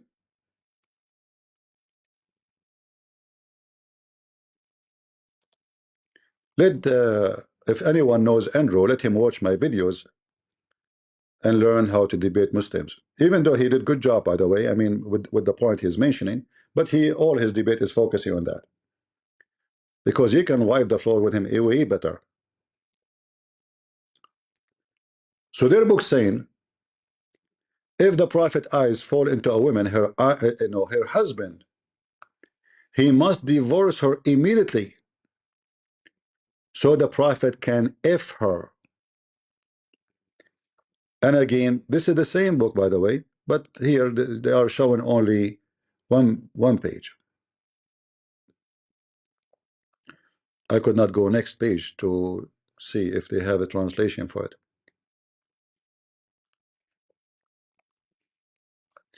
This is Al-Qurtubi, page number 424 in the Arabic book. And this is the privilege of Muhammad. Read with me carefully. Privilege number 10. If the Prophet, his eyes fall into a woman, which means he like your wife, her husband must divorce her. The 10th point.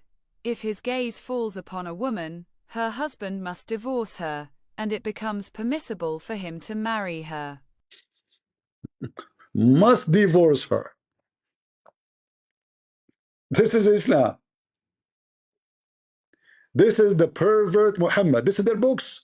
This is Tafsir al-Quran by Imam al-Qurtubi, not a potato in YouTube. This is a prophet of God.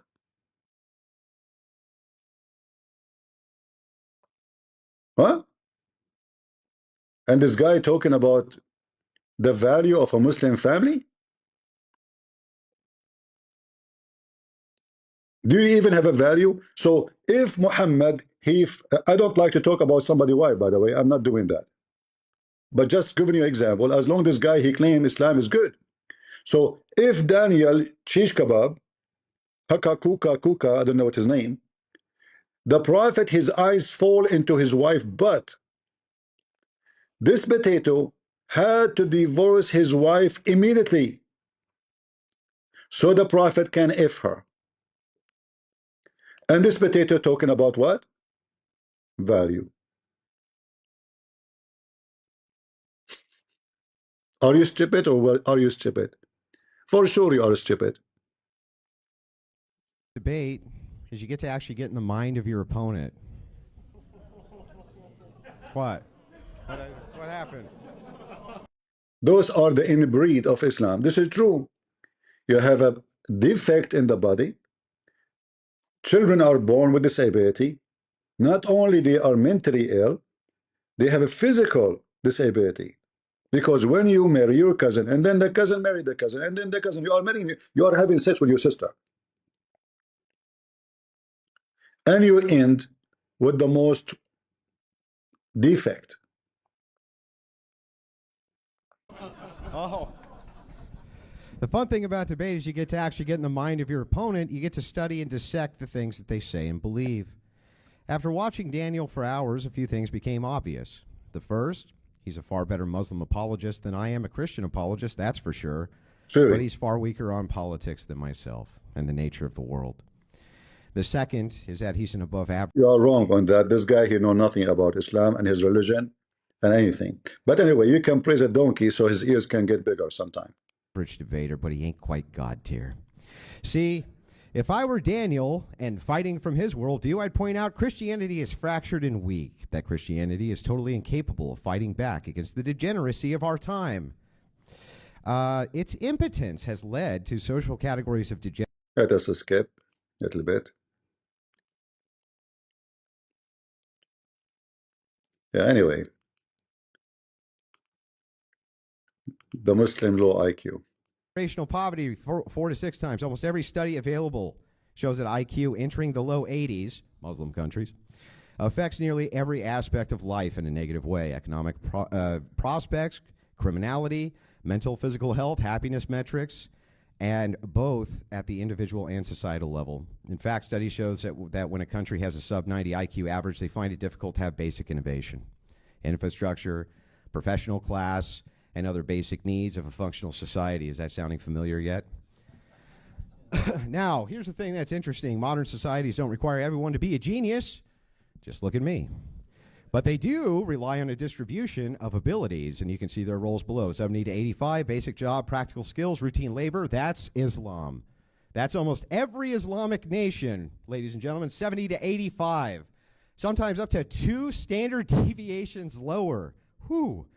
85 to 100 would be skilled labor administrative support, 100 to 115 professional middle management, 115 to 130 engineers, scientists, doctors, specialized roles, the things they desperately need that they get from us. 130 plus innovation, leadership, high-level problem solving.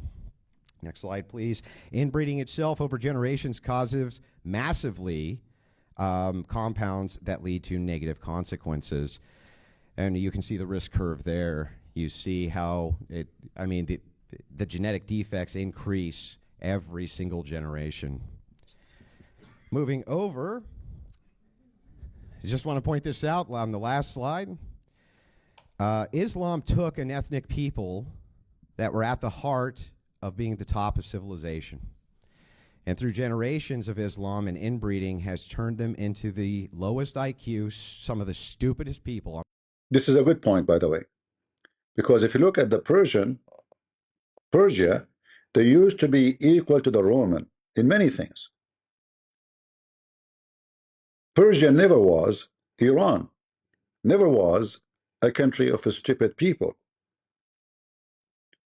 It was a country where everybody feared, for they are top in everything. Not only they have a massive army. What happened to Iran? What happened to Egypt? Egypt, all of us, we knew what it was before Islam. What happened to Egypt since Islam came? Check it out.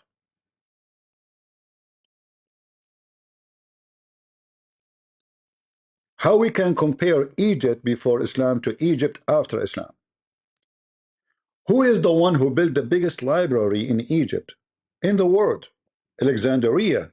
With the city of Alexandria, Alexander the Great. What the Muslim did to it? They burned the books to cook on them. The biggest library in history is gone because of the faith of Islam. Right? Abdul saying Greek was once great, but after Christianity became what? Became a greater. Why? Because Greek, before Christianity, they were focusing in philosophy. Greek, after Christianity, became a great kingdom. In case you do not know, you're an idiot. Who said to you Greek disappeared or became a shrink because simply of a Christianity? It's the opposite. It became a great kingdom. All the art you see around you, like the most popular, well-known church in the world, is built by who? By the Muslims? It's built by the Christians, and now it is in Turkey. If you call a city Istanbul, which is Islampol, what this is Constantinia. Who is the one who built? Can you build a city like this? You cannot. Well, those are the Greek people, Betito. What happened to them after they became Christians? Can we compare Greece to any Muslim country? Can we? Rapists? Thieves? Europe now is going down because the Abdul is coming to Europe. Otherwise, Europe was always good. We cannot compare. When the Abdul come to a place, even if it's heaven, is going to become a ruin. It's a fact. When the Muslims invaded Spain, there's a lot of books written about how much civilization grew because of Muslim liars. Arab Muslims are savage, do not know how to build two bricks together. Those are the slaves, the Christians, who they kidnapped them from their homes to build for them palaces. Until now in the Middle East,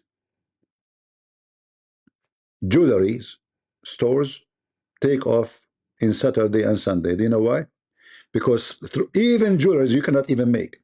You can't even make a ring. Who is the one who built even boats for them?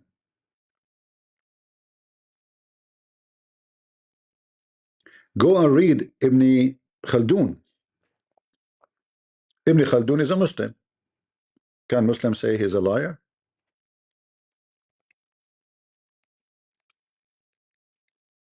He explained to you that the Arab Muslims, the Bedouin, is willing to burn a library to cook, to take it down, to cook a dish.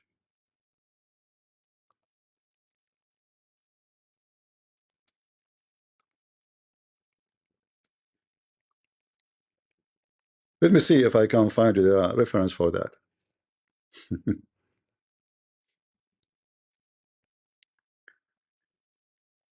Yeah,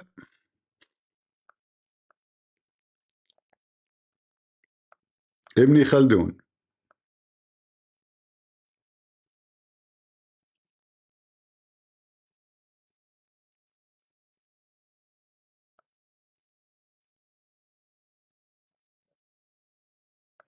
Let us see.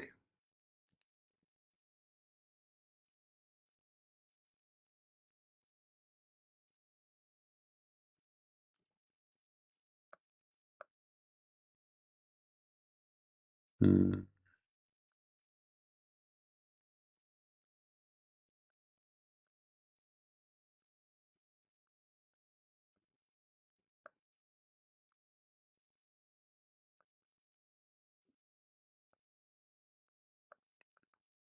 I'm trying to find the reference. Give me a second.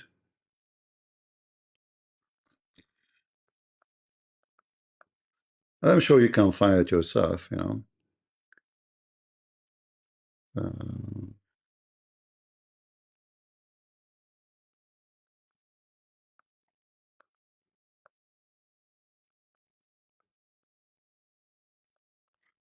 and the Muslim, they try to defend. They say, yeah, but this is not accurate, you know. Yeah.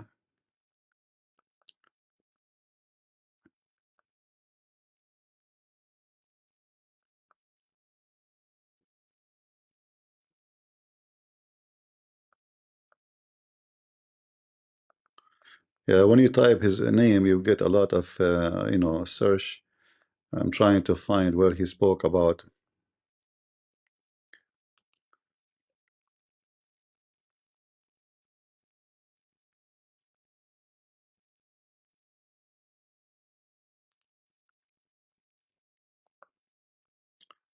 Let us see.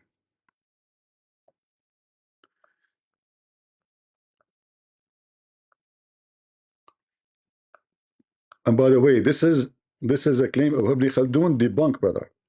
The Muslim, they can debunk anyone, even Ibn Khaldun.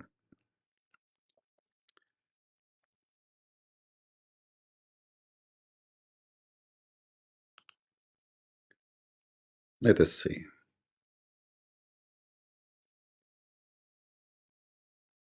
Where is Ibn Khaldun words?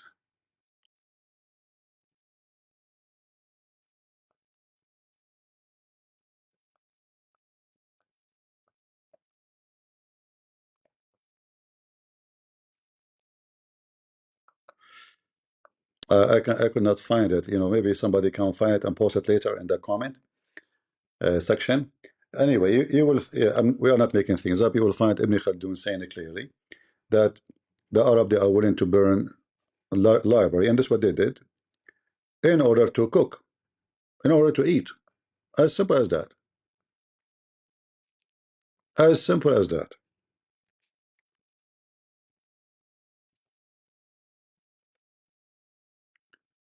Uh,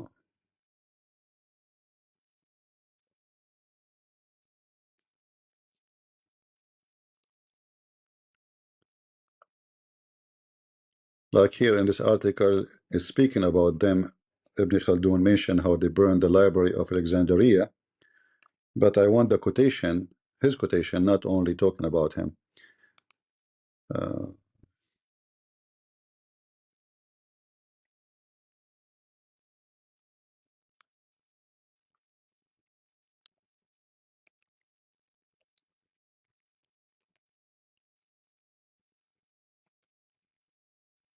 let us see.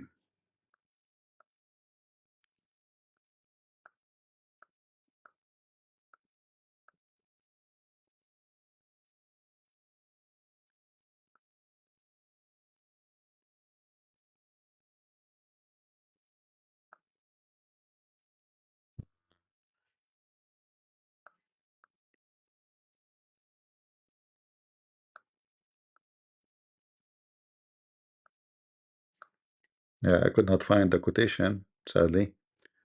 Maybe, yeah, maybe if somebody later can find it and post it for us, that would be good. And you know, this is their own Muslim philosopher. And by the way, the Muslim, they chase him to kill him and they put him in jail as usual. Anyone who tried to use his brain, the Muslim, they will be proud about him later, but not on their time. Because now they will say, oh, he's a philosopher. So look, there's even the foreigner they speak about him. But they will not tell you that we always want to kill those ones. If someone of us is smarter than the rest, he is going to be accused to be kafir, an enemy to Allah. In fact, every one of their scholars either end killed or end in jail. The second he start using their brain, he will end at jail. As simple as that.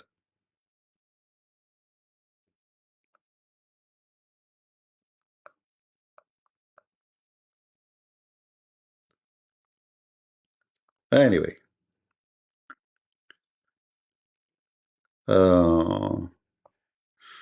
let us continue.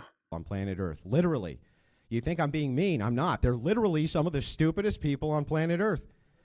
Everywhere Islam goes, inbreeding increases and societies become worse.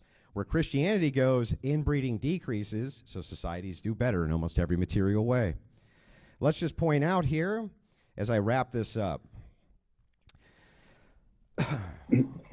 One second. So it's clear here that my argument summarized, though this isn't its entirety, is that Islam creates huge societies with large swaths of people with IQs so collectively low, they would be considered developmentally challenged, borderline retarded here in the West. Not kidding. Due to this side effect, force doctrine becomes the order of the day. Because the technological difference in capabilities of each people group is so vastly different, think Apollo mission compared to Starship Enterprise, Islam must literally bank on the benevolence of Christians to not wipe them off the face of planet Earth. They are basically, the feminists of the East, totally reliant on the goodwill and benevolence of global Christianity, not to just not exterminate them. Okay? And take their resources, always appealing to the mightier force for their existence and the benevolence of that very people group who Daniel today is arguing doesn't make better societies, which is a laughable proposition. Even absent the degeneracy of a people group must be able to competently defend itself or bank on the benevolence of the people group, which can. And almost everybody is going to prefer the society that can. Imagine the irony here of arguing against the very Christians you find inadequate morally, yet bank on their moral benevolence to not wipe your low IQ fucking asses off the face of planet Earth. Thank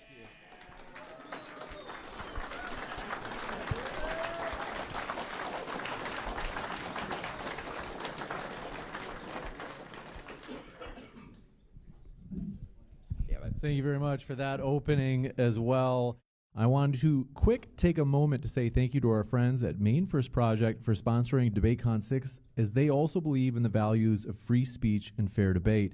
Maine First Project is fighting for conservatism in New England and beyond. So check out their link in the description box below. We are going to jump into the 5-minute rebuttals. Just a quick reminder, folks, please be sure your phones are on silent, and also please do refrain from recording or streaming any footage other than if it's TikTok length, that's fine. But we're going to kick it into 5-minute rebuttals. First with Daniel, the floor is all yours. So this falls exactly into what I predicted. You argued like a libtard. This falls into exactly what I predicted. You argued like a libtard. How? You're saying that success is on the basis of IQ.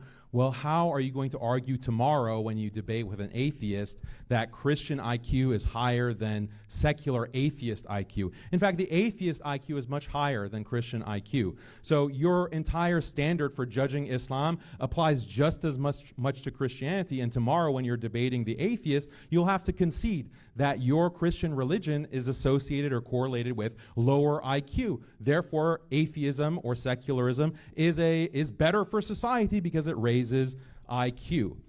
So that's one point. Point number two, where in the Bible does it restrict cousin marriage? This, as you acknowledged, is a later papal decree. It was not a part of Jesus' teachings. Jesus didn't come out and say, hey, if you want to have a successful society... Those of you in the audience, I do want to ask you to keep it down so we can hear the speaker.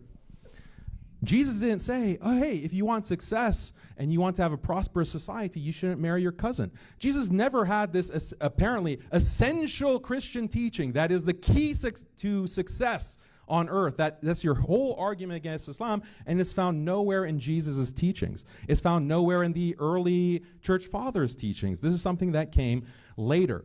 And also, when it was decreed that cousin marriage is considered to be incest, it wasn't on the basis of IQ. This is something that you have adopted from who? From atheists, from secularists, from those who are doing secular science to discover these medical problems or IQ levels. So your entire standard for judging Islam is not a Christian standard, it's not a biblical standard, it's not an Orthodox church standard. This is coming only from atheists, from atheistic science.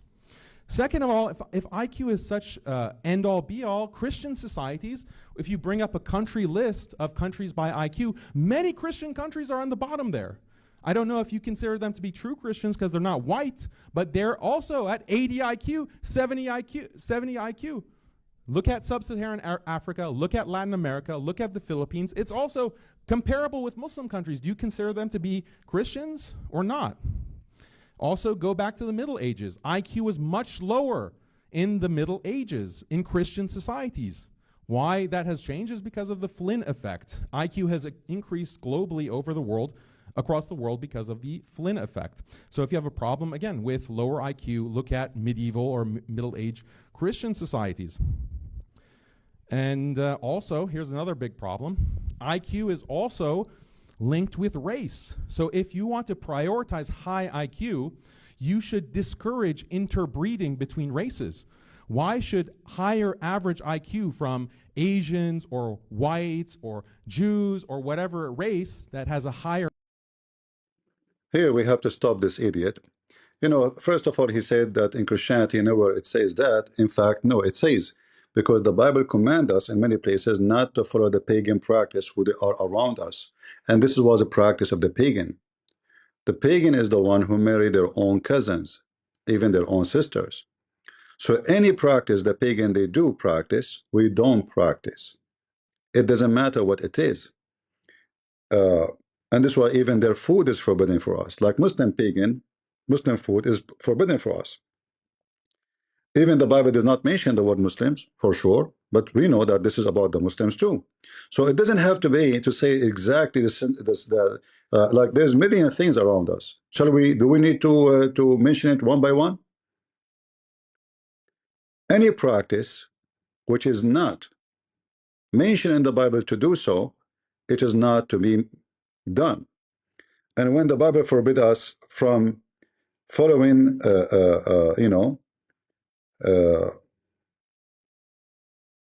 paganism practice, then we should not. And now, if we go to the Old Testament, actually, we have we have verses in the Bible speaking about some Israeli committed sin against God by doing so. So already we know that this is not right. We do not need to have a verse saying specifically this you should not do. It's very simple. When the Bible says the man he leave his parents and he will be echad with other women, a strange woman. A strange woman is not his cousin. In the old days, we understand that family is, like population is small, and like, we know that Adam children, they marry their sisters. I mean, their sisters, not their cousins, because there's only one man, one woman. And then the population, start getting increased. So we have already, from the beginning, we have something we call it incest today. But what the excuse for it now? The Quran commanded Muhammad to F his cousins from his mother's side, from his father's side. So while you are saying that it's not from the Bible, it is. It is.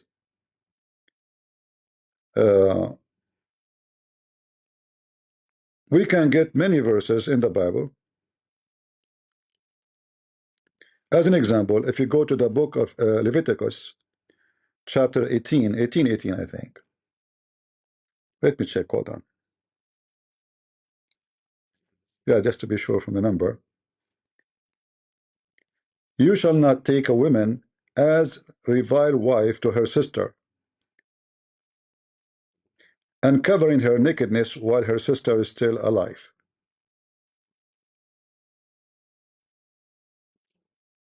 This is, we are talking about thousands of years ago.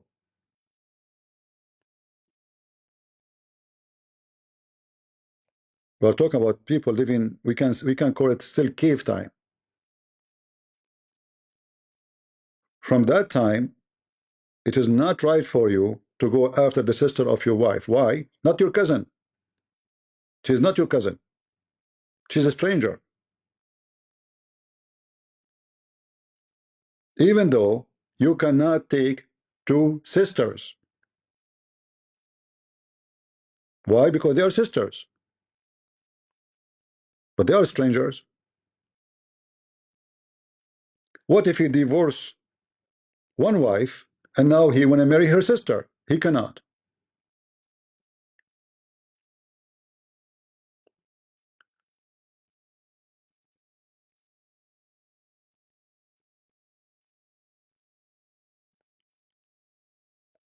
When the Muslims speak about what is right, what's wrong, your Quran dictates to Muhammad to have sex with his cousins. It's not like, it was somebody practicing. It was Muhammad commanded by his God, supposedly. All right? Let us continue. Average IQ, Christianity encourages or allows interbreeding between the races. That will result in a lower IQ. So you should be against that. That's false. Because there's no scientific study says that if a white person marry an Asian person, their son will be stupid. You're just a donkey. In fact, when you take from someone too far from you, too far from your race, why inbreeding is wrong? Because it is so close to you. The more it's close to your DNA, the more it is risky. Correct? This is why I call it inbreeding.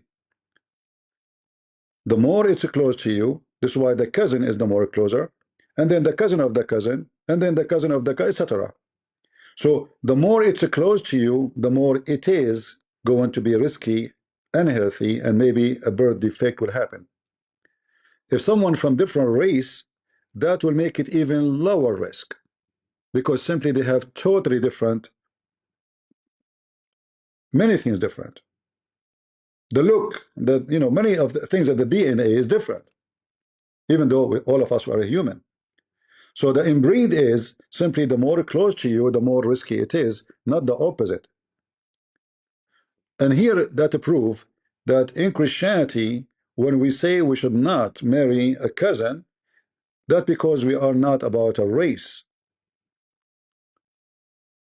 One of the behavior of marrying your cousin is being racist. Like my cousin is better than the rest. We want to keep the business in the family. We want to, this is always about family. It's us.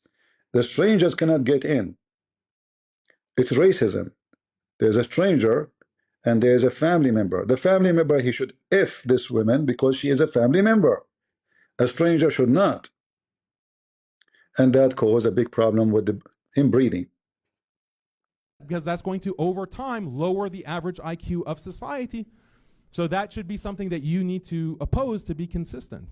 Interracial marriage or interracial breeding should be contrary to your point or contrary to your position. Also, yeah, I mean, I'm just shocked that your entire argument about why Christianity is better than Islam is a cousin marriage argument. That's like shocking because it just works so far against you. So if IQ is the end all be all of what makes a society good, then Christianity loses to atheism and secularism. Like, case closed. So like, I don't. That can be debunked easy. How many atheists are scientists and how many believers Christians are scientists and how many Jewish believers are scientists? You are just a stupid idiot.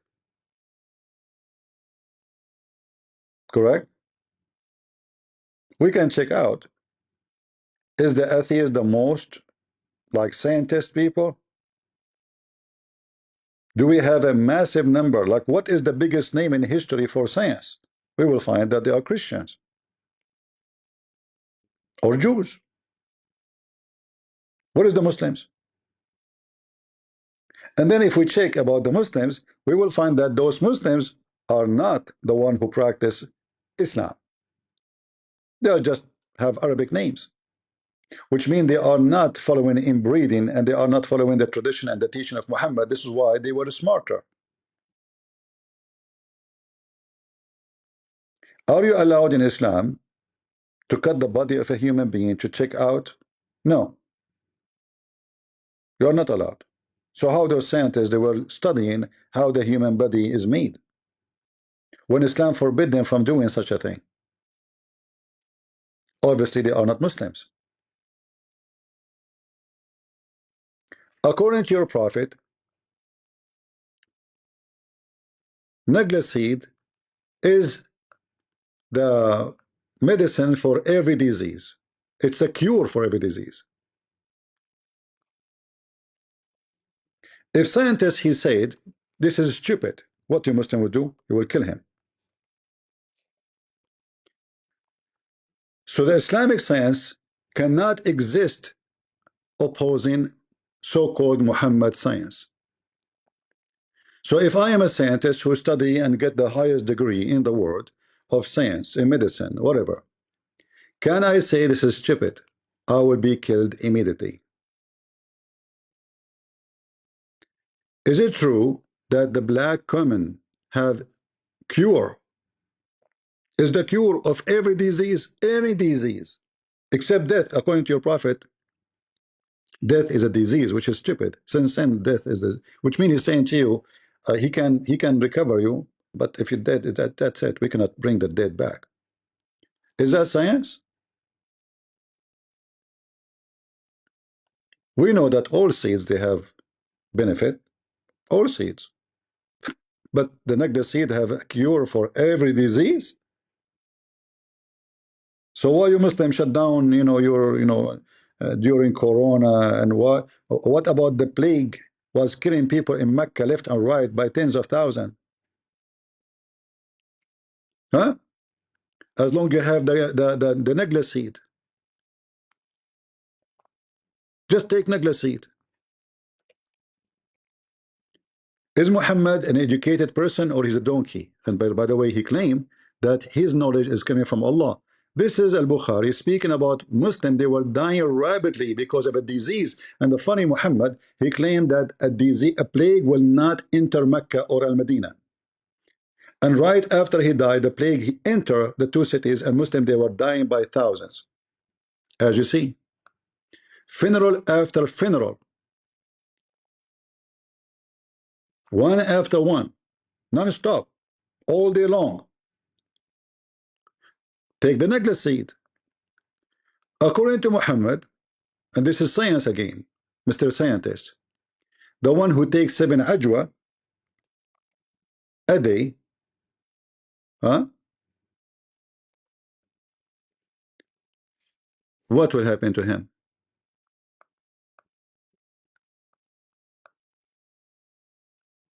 He will never get sick. And no black magic can affect him. Now, not to mention that black magic is a joke. And the funny, the Muslim in their books, in the same book, it says that Muhammad was infected by black magic and he died because of poison. Yet he eats 7 ajwa every day. And why 7? What about we eat 8? What if it is 6? Is that science?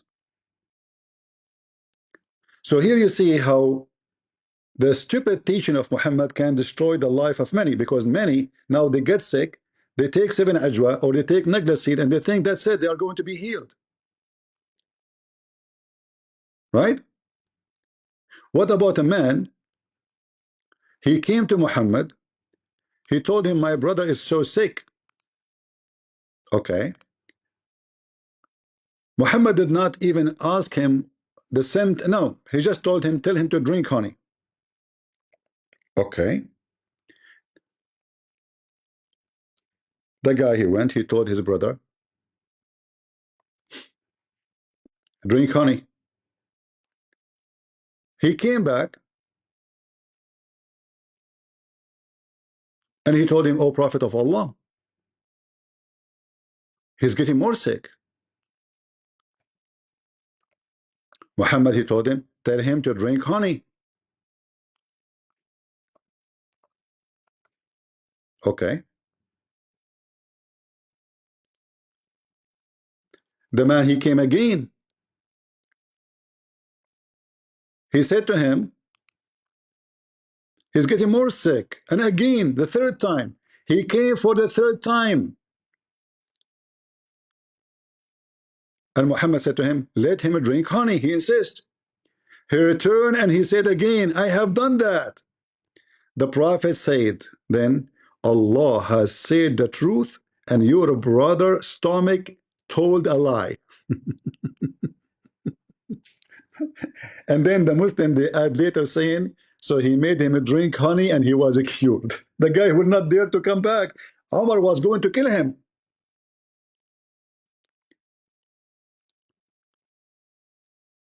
Because obviously Muhammad is a liar. He came back, he go for a few days, he come back, he's getting worse, he's getting worse, he's getting worse, maybe he have a diabetes. The guy, he did not even tell him what the disease, he just told him, my brother is sick. He told him, let him drink honey. And he claimed that he got the knowledge from Allah. And then because the guy is not recovered, your brother's stomach is telling a lie. Have you ever heard of a stomach making a lie? And according to the story here, so he made him drink honey and he was cured. Really? When? He did not come back to report. It says here he came for the third time. And this is what he said. Where it says he came back and it was a cure? Nobody. Nowhere. The guy never came back because he will be killed. He just made Muhammad so angry, accusing his brother stomach of lying. Imagine a doctor, you go to him, he says, my stomach, oh, it's, you know, your stomach is lying. Oh, doctor, I have pain. Oh, you're a liar. Liars come back. Allah told the truth. That is very scientific. Right? And this guy talking about science and scientific. And what make it more funny, he agreed that his religion make people stupid.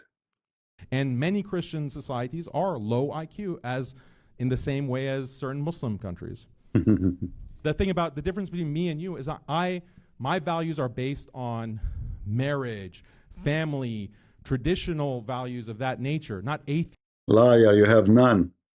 We exposed that. atheistic values of IQ and intelligence. We're going to jump into Andrew's rebuttal as well. The timer is set for you. 5 minutes, Andrew. Libtard value.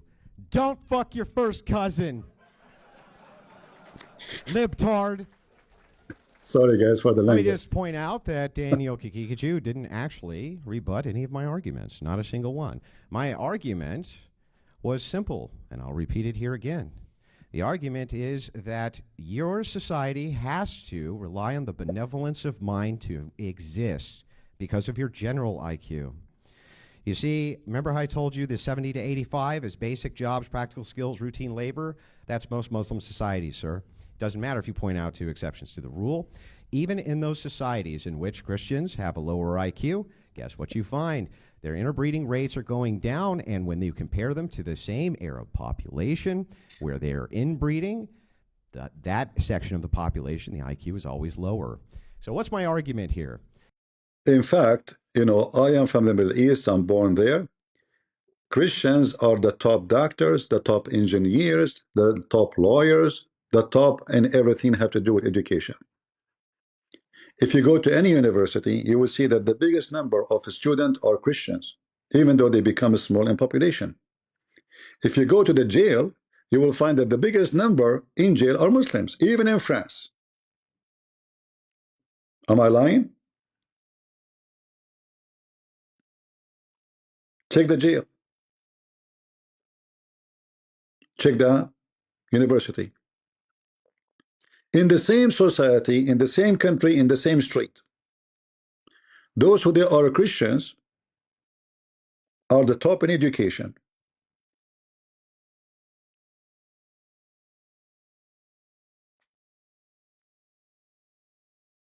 It's a fact. Who is the most smart doctor in Egypt? Christian, Coptic Christian. In fact, he is a top doctor in the world. In order for a Muslim to be successful, you have to take him out of his society. And then he can be successful. Which means you have to take him out of an Islamic atmosphere. Then he can be something else. Because Islam will kill your brain.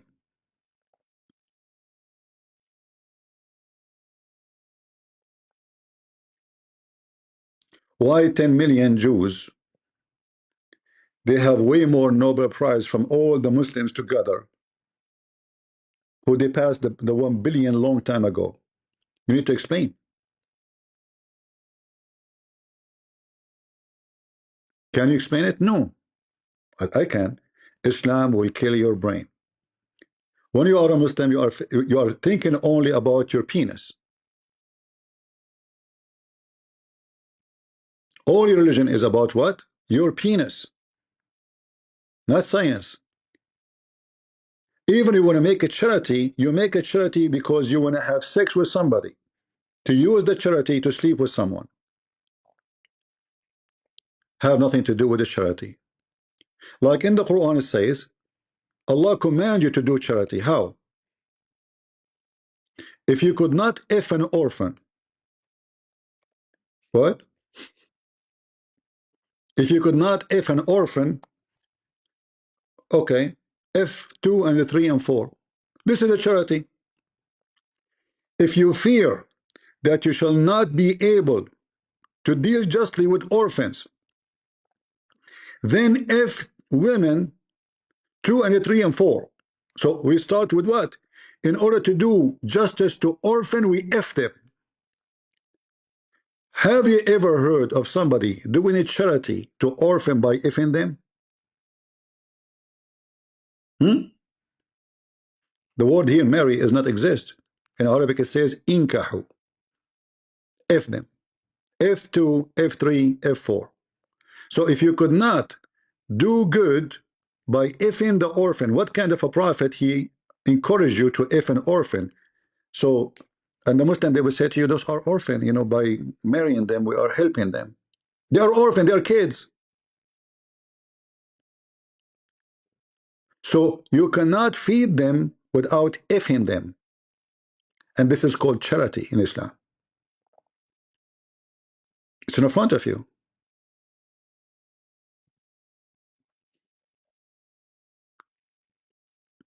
Go back. My argument is that Christian societies are better because they lower inbreeding, which collectively takes your IQ so far down the rabbit trail that you end up having to beg the higher IQ individuals for protection from them. You have to bank on their benevolence. Imagine this guy is banking on the benevolence of Christians who have a high enough IQ to basically eradicate all of the Middle East. There's nothing they can do about it. And they're banking on that benevolence while telling you all that you're immoral. You're immoral. This is not an atheist argument. Far and away. Well, the argument here is based around what it is that we're discussing. And what are we discussing? Which makes for better societies, right? Christianity or Islam? How can you claim you have better societies, sir, when half of your societies are so inbred, their IQs are like borderline retarded? How? How could this possibly be of benefit? And you know what they do when they go to other countries? They keep doing it. They keep doing it. Now he says, well, if you value IQ more than all other values, who said anything about that? The debate is not about that. It's about which makes for better societies. Now, which society would you rather live in? Would you rather live in a society of donkey pull cart, right? Donkey pull cart, because we're not smart enough to make car. We're not smart enough to even have infrastructure because we're at 70 IQ, 80 IQ, borderline. By the way, Emirat, they made their first fighter jet.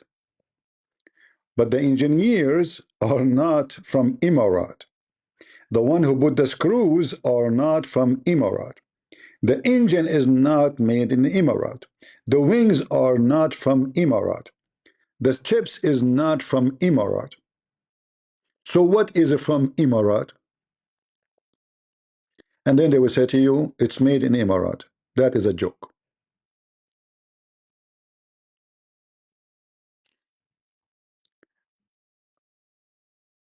Emirat citizens, they get their degrees, most of it, from online universities, paid for it. And there's many universities, they give them degree because they are foreigners and just make money from them. The whole country run by foreigners, and all of us, we knew. All of us, we knew. You see, in America, just to be more realistic, if you check around you, you will find everything in America now is made in China, but not because American cannot make it. There's a big difference. They are taking it from China because it's so cheap. To make the same thing in America costs way more. So Americans are focusing in what is so, like they say, the big industry. The cheap stuff, let us buy it from China, which I believe is wrong. But there's a huge difference between somebody he cannot make anything and someone he chose to make the cheap stuff there and he kept the high technology here.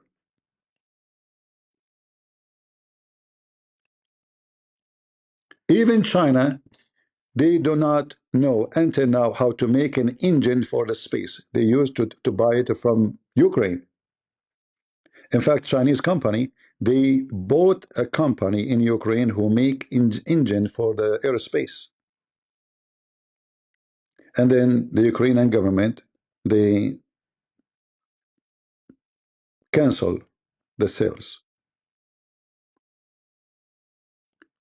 When you Muslims can make an engine, can Turkey make an engine?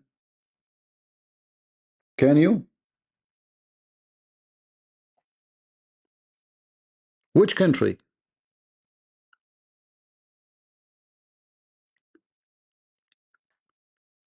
Everything you have, you are always behind in everything. But the most important thing, you are behind in value. You see, when the Muslim he brag about value, let us say, okay, you have a low IQ and you have no skills for jobs, and then he say we have value. At least we value good things like respecting our parents.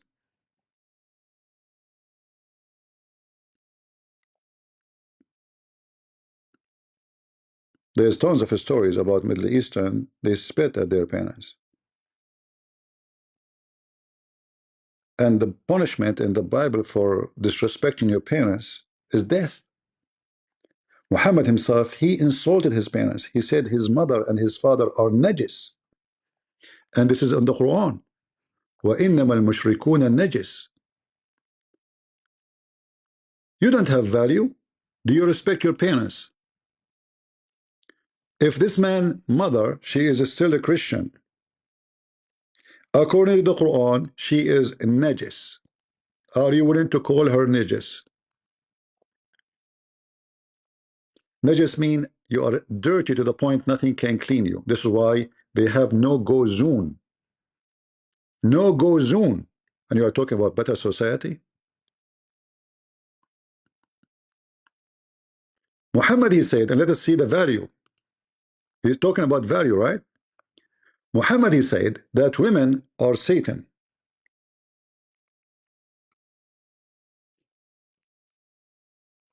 Women are Satan. They come in the image of Satan and they live in the image of Satan. Is that a value of a good society? Who is willing from the Muslim to print this in the top of his mother's grave or his mother's bed? Who is willing? Look how great the society of Muhammad. Muhammad was sitting with his friends. A woman walked by. Muhammad kept staring at her butt until his penis getting excited. So he go to his wife. Look how filthy he is. He's sitting with his friends. He could not wait. He go to his wife. He forced her into sex. She was doing leather tanning, which means she is dirty. She's stinky. You know, leather tanning is very sweaty job. You can check it out how they do it. And then Muhammad, he came back to his companions to explain what happened to him. Where you go? He said the women advances and retire in the shape of the devil. So when a man, one of you, sees a woman, he did not say don't look at them. He says sees a woman, look at them, look. But when you look, he should go to his wife, for that will repeal what he feel in his heart. So now he is admitting that he is being satanic, looking at a woman she is not his. Yet he claimed that the woman is the devil, but the woman did nothing. She is wearing a burqa, and this is telling you that the Islamic burqa did not stop the pervert Muslims from being pervert. Was she wearing a bikini in Mecca? No. Was she naked? No. She was wearing a short skirt? No. A woman, she did nothing. She just walking down street. So when you speak about value, you donkey, this is your value, that your mother, she advanced in the shape of the devil and she retreat in the shape of a devil. That is the value of your religion. And that cannot be a value of any good man. Because women is your mother first, and your sister second, and your wife third, and then your daughter later. So if they are the devil, why you want to have, why Allah will promise you an endless number of them if they are the devil? Why the devil will be in heaven? And if she have the shape of the devil, why Allah he make her in that shape? So Muhammad, he blamed the women for his lust. You see how evil he is? And then the stupid peacock keep talking about how Islam have better value. All right?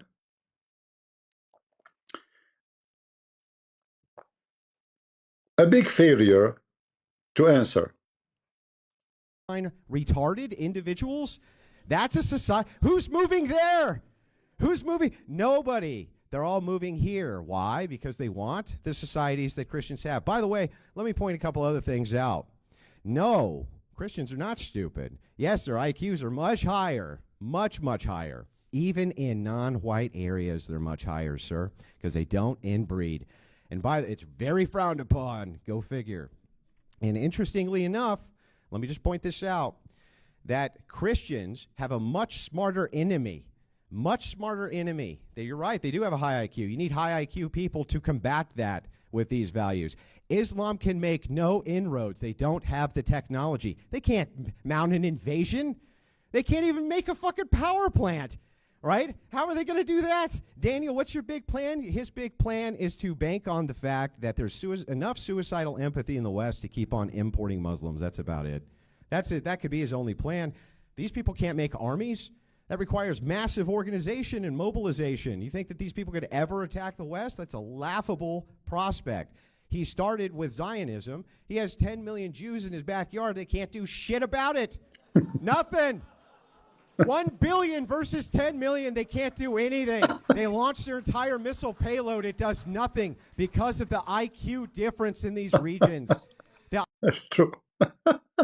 10 million Jews. Actually, they are not 10 million, by the way. They are not even 6 millions. The rest are Arab and Bedouin, you know. The one who is making Israel strong is not 10 millions. It's not even 6 millions. So we have a massive population. Like, can Iran win a war against Israel? No. Can all the Muslims attack Israel and win the war? No. In fact, not a single war. Israel is the one who launched. It was always the Muslims who launch a war against Israel, and then they lose. And then after they lose, they celebrate victory because they have a low IQ. Have you ever heard of somebody he celebrate losing? Well, Muslim they do. Go check Hamas videos. Allahu Akbar, victory. You idiot. I mean, they wiped the whole city is gone. And they claim they have victory. So why you were shouting, please ceasefire now, ceasefire now? They stop fire. Allahu Akbar, victory. We destroy. And then the Muslim will say of Afghanistan, brother, we kicked the American. You stupid. 4 years in advance, they told you we are leaving. In fact, they have an agreement with you. It's not you who kicked them out. Trump, he said 4 years in advance, we are leaving. And he made an agreement with Taliban. And then Joe Biden became president, and he left in a miserable way. But it's not you who kicked them out. There was only 2,000 Marines in Afghanistan. 2,000 only. 2,000 versus 40, 50 million. You did not kick them out. Until now, America is in Iraq. Until now, America is in Syria. And until now, Jerusalem is not in your hand. So you used to win a war because simply at that time you do not need to have an IQ to win. You need to be savage. You need to be bloody. You need to be barbaric. It was not really based too much on intelligence. Yes, war need, you know, some skills of deception, let us say, planning. But this is not why you won the war at that time. The Roman and the Persian, they were fighting for hundreds of years, more than 300 years of war between Roman and Persian. So when the Muslim came, both they were exhausted. They don't even out of men to fight. And that's why you were victorious, not because you have skills. When Muhammad, he went all the way to Tabuk, and this is recorded in your book, Muhammad could not win. He went back home like a cat. Why? Because at that time still they have energy. But when the last war happened between them, and the war is over between the Persian and the Roman, they were totally exhausted. And then the Muslims were able to conquer because they were savage. Now, a little girl, she is 18 years old, taking an airplane, can wipe the floor with an army. A little girl wearing her lipstick, she can sit behind the computer and she can shoot your ass using a drone. It's a fact. In the old day, if you are big, you are a hero. But even with that, David, he took you down by a rock. Which means if you know how to use a rock, you can take the giant down by using a simple technology. This is what David did. He used a very simple technology. It was a technology of his time. Is that correct, guys? It was just a rock. It was not a rocket. The giant became shish kebab because of a little tiny rock used by David.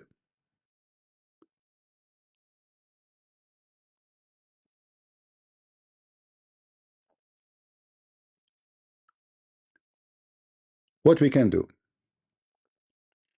A Muslim defending Islam, he is like a chicken in the KFC kitchen screaming KFC is good, because the first victims of Islam is Muslims. Islam subdued your brain, make you stupid, make you an idiot. Islam an insult to Muslim women. Even Muhammad, he says women, they have half a brain. That's why they are not allowed to be a witness in any capital action, capital punishment court, which means anything beside borrowing money, a woman, she should not be a witness. Later, by time, the Muslim, they allow Muslim women to witness only in the case of giving birth, because she is a woman, she can go inside the room. But she cannot be a witness for a crime. If there's 10 million women, they saw a guy killing somebody, he cannot be taken to court because there's no witnesses, because those are women. And we know that women is the half of the society. So if we put them in the shelf and we put them in the garbage, we will lose the half of the society. As simple as that. And the first teacher you met in your life is your mother. So if women are stupid, then your first teacher is a stupid. That means you are stupid too, because you learn from a stupid teacher.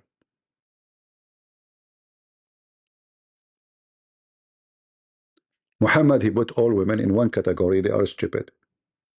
But this is not true. There is stupid women, there's a smart women, there's a stupid man, there's a smart man.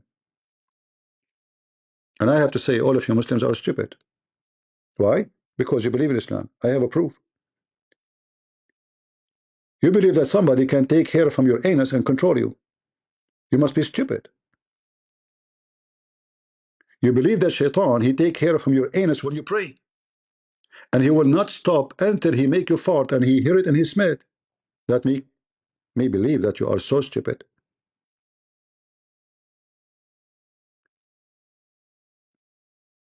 You must be stupid.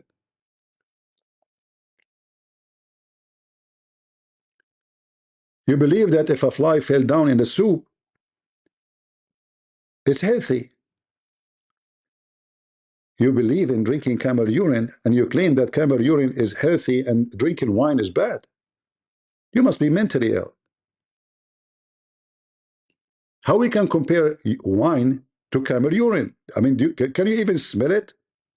How disgusting it is, because camel urine is so acidic and the smell is so disgusting. The only nation who drink piss and forbid wine is Muslims. Even they fought over their prophet piss, his prophet boogers. You must be stupid to fight over a booger. Even you fought over the dunk and the shit of the camel of Aisha. And the Muslim, they make videos about it. Have you ever heard of a smart, intelligent nation would do such a thing? The shit.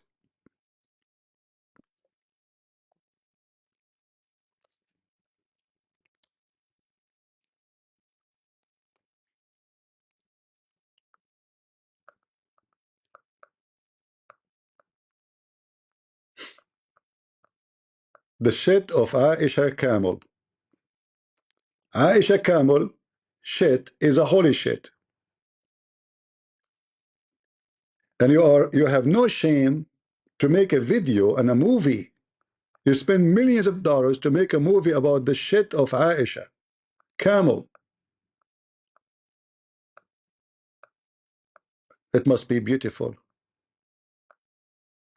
Where is the movie? Actually here, this is the movie. I don't want to play it because last time they give me copyright flag. Here we go. This one. They are gathering around the camel of Aisha, waiting for the camel to shit, you know.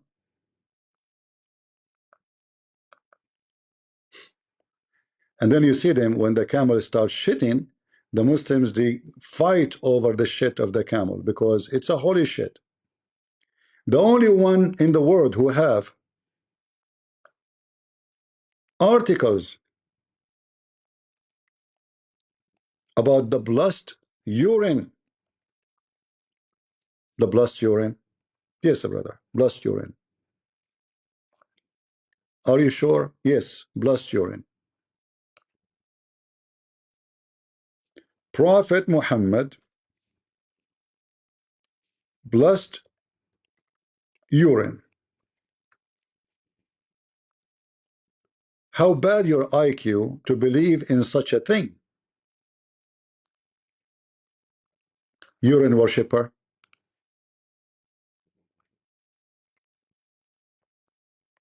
Read the title of the article.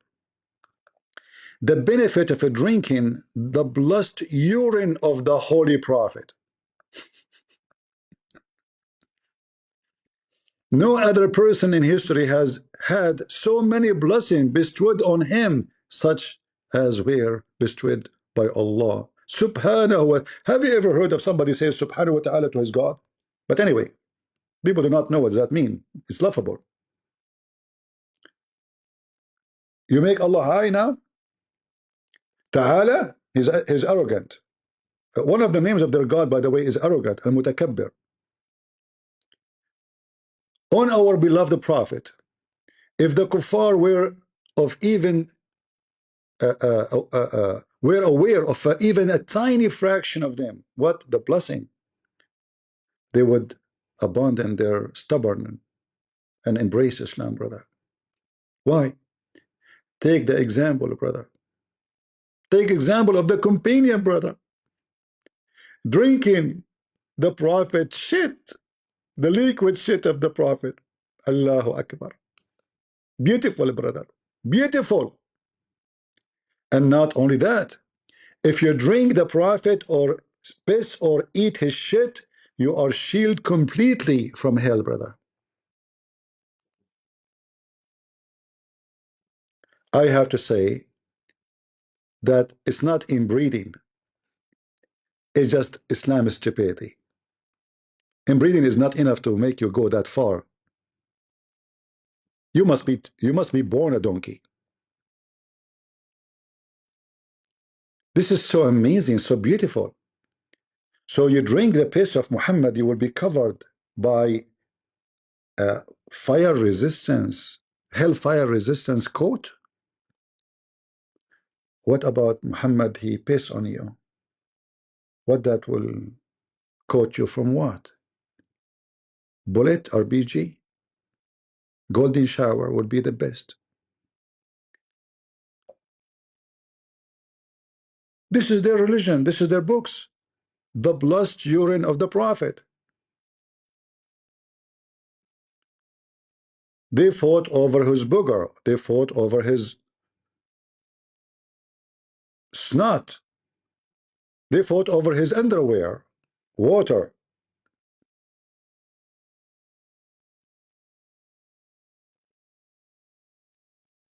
And those kuffar, stupid kuffar, they don't understand how much amazing is to drink the piss of the Prophet. A slave girl of Muhammad, and by the way, Muhammad don't have slaves, by the way, he free all the slaves, brother. But those are slaves, just, you know, volunteer slaves, and they are black. As Bara, the slave girl of Salama, every one of his wives, she have tons of slaves. She drank it, lucky. It was her lotto day. Muhammad, he came to the shit container. He says, where is my shit? Bara, she said to him, oh Prophet of Allah, I drank it. He told her, oh shit, you did? Okay, good news for you. Okay, good news. Listen carefully. Now the hell, heaven, fire will not touch you. Okay? And now Zakir Naik, he have something to say about it. Hello? Get a breath. First of all, according to scientific study, according to who? To scientific study, okay? It said that the peace of the prophet is very powerful. Okay, what is the scientist study says? Can you enlighten us? Get a breath. First of all, those the Japanese, those what? The Japanese, you mean Japanese? Exactly.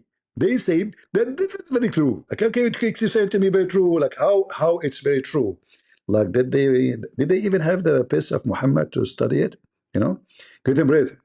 Allah never leave us without peace. So always we have something left of Prophet Muhammad. Like what? As an example, we have the hair of the Prophet. You mean the hair is from his butt? Get a breath, behave yourself. We don't know if it's hair from his butt or it's from his underarm. Okay. Is it true that you call it the holy hair of the Holy Prophet? Exactly. How the hair is holy? I mean, it's a hair and it's coming from his butt.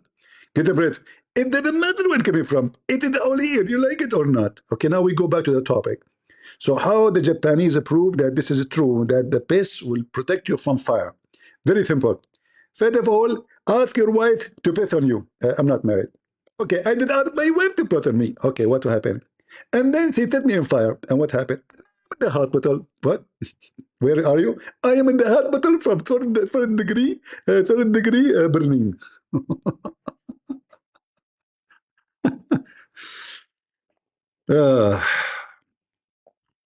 So Daniel, potato, he will never dare to debate me, you coward. Too bad. You have a mug next to you, but there's no piss of the prophet in it. I can tell you that Islamic society is a better society. That's why you cannot trust your wife to walk around. You said that in a society today, your wife, she will go to the university and she will F everybody. That is your wife. And if a wife, she do that, she is a cheater. But in Islam, you cannot prove it because you need 4 witnesses because you have a low IQ. And you have to have 4 witnesses. They see the penis going in and out. How in the world you can find 4 witnesses? So your wife, she can sleep with everybody, and you cannot even open your mouth about it because if you do, they will lash you 100 times or 80 times, depending on the ruler. Why? Because you accuse your wife falsely. You could not provide 4 witnesses who can see, who did see the penis going inside your wife's vagina. Is that a high IQ or a stupid IQ? So if your wife wearing a skirt and she jump in the top of the man having sex in such a position, and even if there's 10 million people watching, they will never see his penis going in and out. You get screwed. I mean, sorry, your wife gets screwed then. And you are watching and you can do nothing about it. In fact, a Muslim man who knows his wife is effing everybody in town. She is the bike of the town. He came to Muhammad and he was afraid to tell him that my wife is doing this.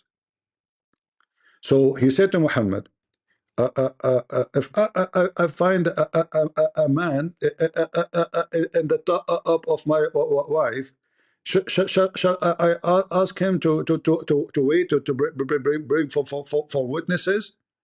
The Prophet said yes. Okay. Saab, he said, Ubadah said that the Messenger of Allah, what do you think? Prophet, what do you think if I find my wife with the man, should I give him some time until I bring for witnesses? The Prophet said yes. This is your Islamic society. And now the 4 witnesses, they have to see the penis going in and out. So if you come to the door, you try to open the door, the guy stand up. You see him naked, you see her naked, you saw nothing. There's no proof of fornication. And there's a story, famous story about the caliphate. They got him a woman and a man, they had sex together. And there's 4 witnesses. He asked the first one, did you see his penis going in and out, the same as a pin going in the ankle? He said yes. He asked the same question for the second. He said yes. The same question for the third person. He said yes. The 4th one, he asked him, did you see his penis going in and out, the same as a pin going in the ankle? The guy, he said, no. But I saw her feet around his neck, and they were shaking like an ear of a donkey when he is running. Like what? He saw her feet around his neck, shaking like a ear of a donkey when he's running. The caliphate says, beat them. There's no proof. There's no proof. Yes, because number 4, he did not see the penis end. He saw her feet around his neck. What's wrong with that? And they were shaking like the ear of a donkey. What's wrong with that? And we are watching you, Aridawa. What's wrong with that? So 3 men, they saw the penis going in and out, like a pen going in the inkwell. And number 4, he saw her legs around his neck. According to the caliphate, with high IQ, there's no proof. So the woman, she got away with it. And the man who accused his wife, now they were going to beat him. They did beat him 100 times in his back, because he made a false accusation against a decent woman who only 3 men saw the penis going in and out. And number 4, he did not see fornication. Yes, it's true, her feet is around his neck. Well, he is Sadhguru, he is teaching her yoga. You never heard of yoga? He was, you know, like just pushing to make her legs flexible. It's a Hindu yoga. How that prove anything? Huh? This is your high IQ religion. Daniel, shish kebab hook, you are an idiot. And it doesn't matter how many videos you make to fix what happened, people are laughing at you. You admitted that Islamic society have the lowest IQ. And I am a Christian prince, and I approve this message. Thank you all for being here. I will try to come back live again if I could, maybe at night. And then Enter will see you again. Maybe we can continue with this topic if you wish. Enter will see you again. Always remember that with Jesus, you will not be a person who have a low IQ. With Muhammad, you are following the most dumb, idiot, stupid ever. Not only sexually he is obsessed, not only mentally proven by Muslim books that he have a mental issue. He imagined himself having sex, but in fact he did not. That is, go right now. Hold on. Let me ask you ChatGPT.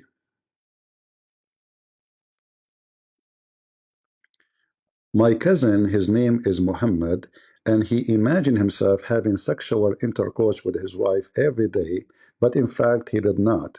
And he do that when he is not asleep. He do it when he's awake. Do you think this is a symptom of something bad?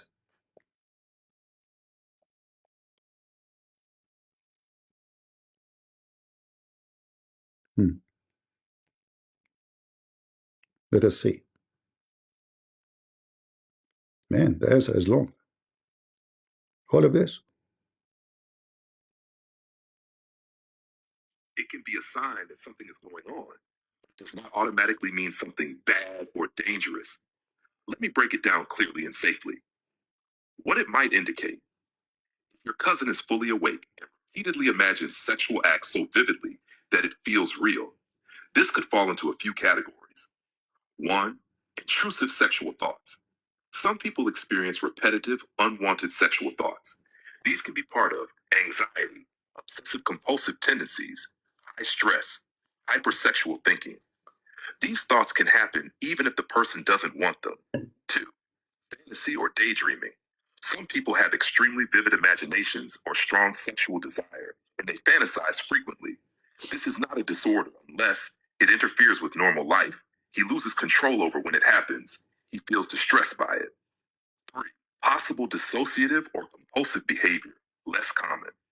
If he feels as if it is physically happening, loses connection with reality during the episode, can't stop it from happening, then it might be worth talking to a doctor, because those symptoms can appear in certain psychiatric conditions. But this is not something we can diagnose. Only a doctor can. When it becomes concerning, it becomes a problem if... Hold on. Let me add more information to what I said. He not only he imagined himself having sex with one, but he had more than one woman, and he imagined sex always when he's awake. In the same time, he imagined himself doing things have nothing to do with sex, yet he never done. So this is all happening during daytime, and he do not know that it is not real. So he go around and he tell people that he have done it, even though it past time, still he keep repeating that he have done that. What do you think? Is that something, maybe kind of illness?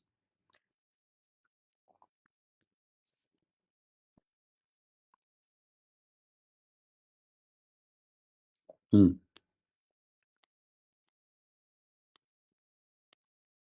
So now we gave him more information to Dr. ChatGPT.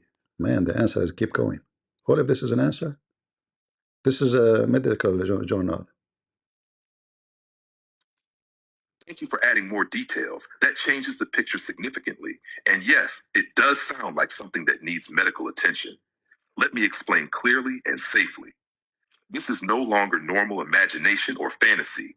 What you describe includes three very important warning signs. One, he imagines events, sexual and non-sexual, that never happened while awake. This goes beyond ordinary fantasies or intrusive thoughts. Two, he believes these imagined events are real. This is the crucial part. Losing the ability to tell imagination from reality is not normal and needs medical evaluation. Three, he tells others that these events happened, even long after.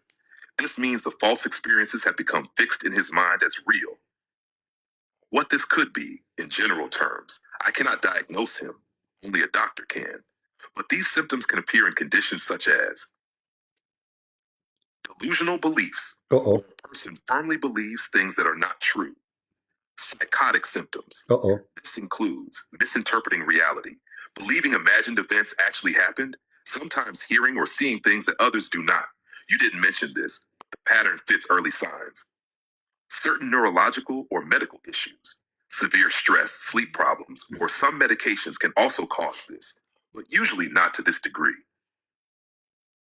Early stages of a mental illness such as schizophrenia or a related disorder. This is not a diagnosis, just a possibility based on the symptoms you described. Why this needs attention? Because he cannot distinguish imagination from reality, and this is a major symptom that should be evaluated by a psychiatrist, or at least a primary care doctor who can refer him. These symptoms usually do not go away by themselves. You are not saying anything wrong. You are describing classic warning signs. All right. So as you see, this is how Muhammad is. And then they are talking about better society. If your leader himself, he is mentally ill, how you even can trust him that he saw an angel if this guy in your book says he is always delusional? He imagines things happening. Even his sex is fake. Even his sex is fake. How you can trust him saying anything? He imagines things. He hear voices. You must be low IQ to believe Muhammad. So I want to say thank you guys for being here. May the Lord bless you. And until we see you soon again, always remember that God is good, so is Jesus, and we are the crusade. See ya.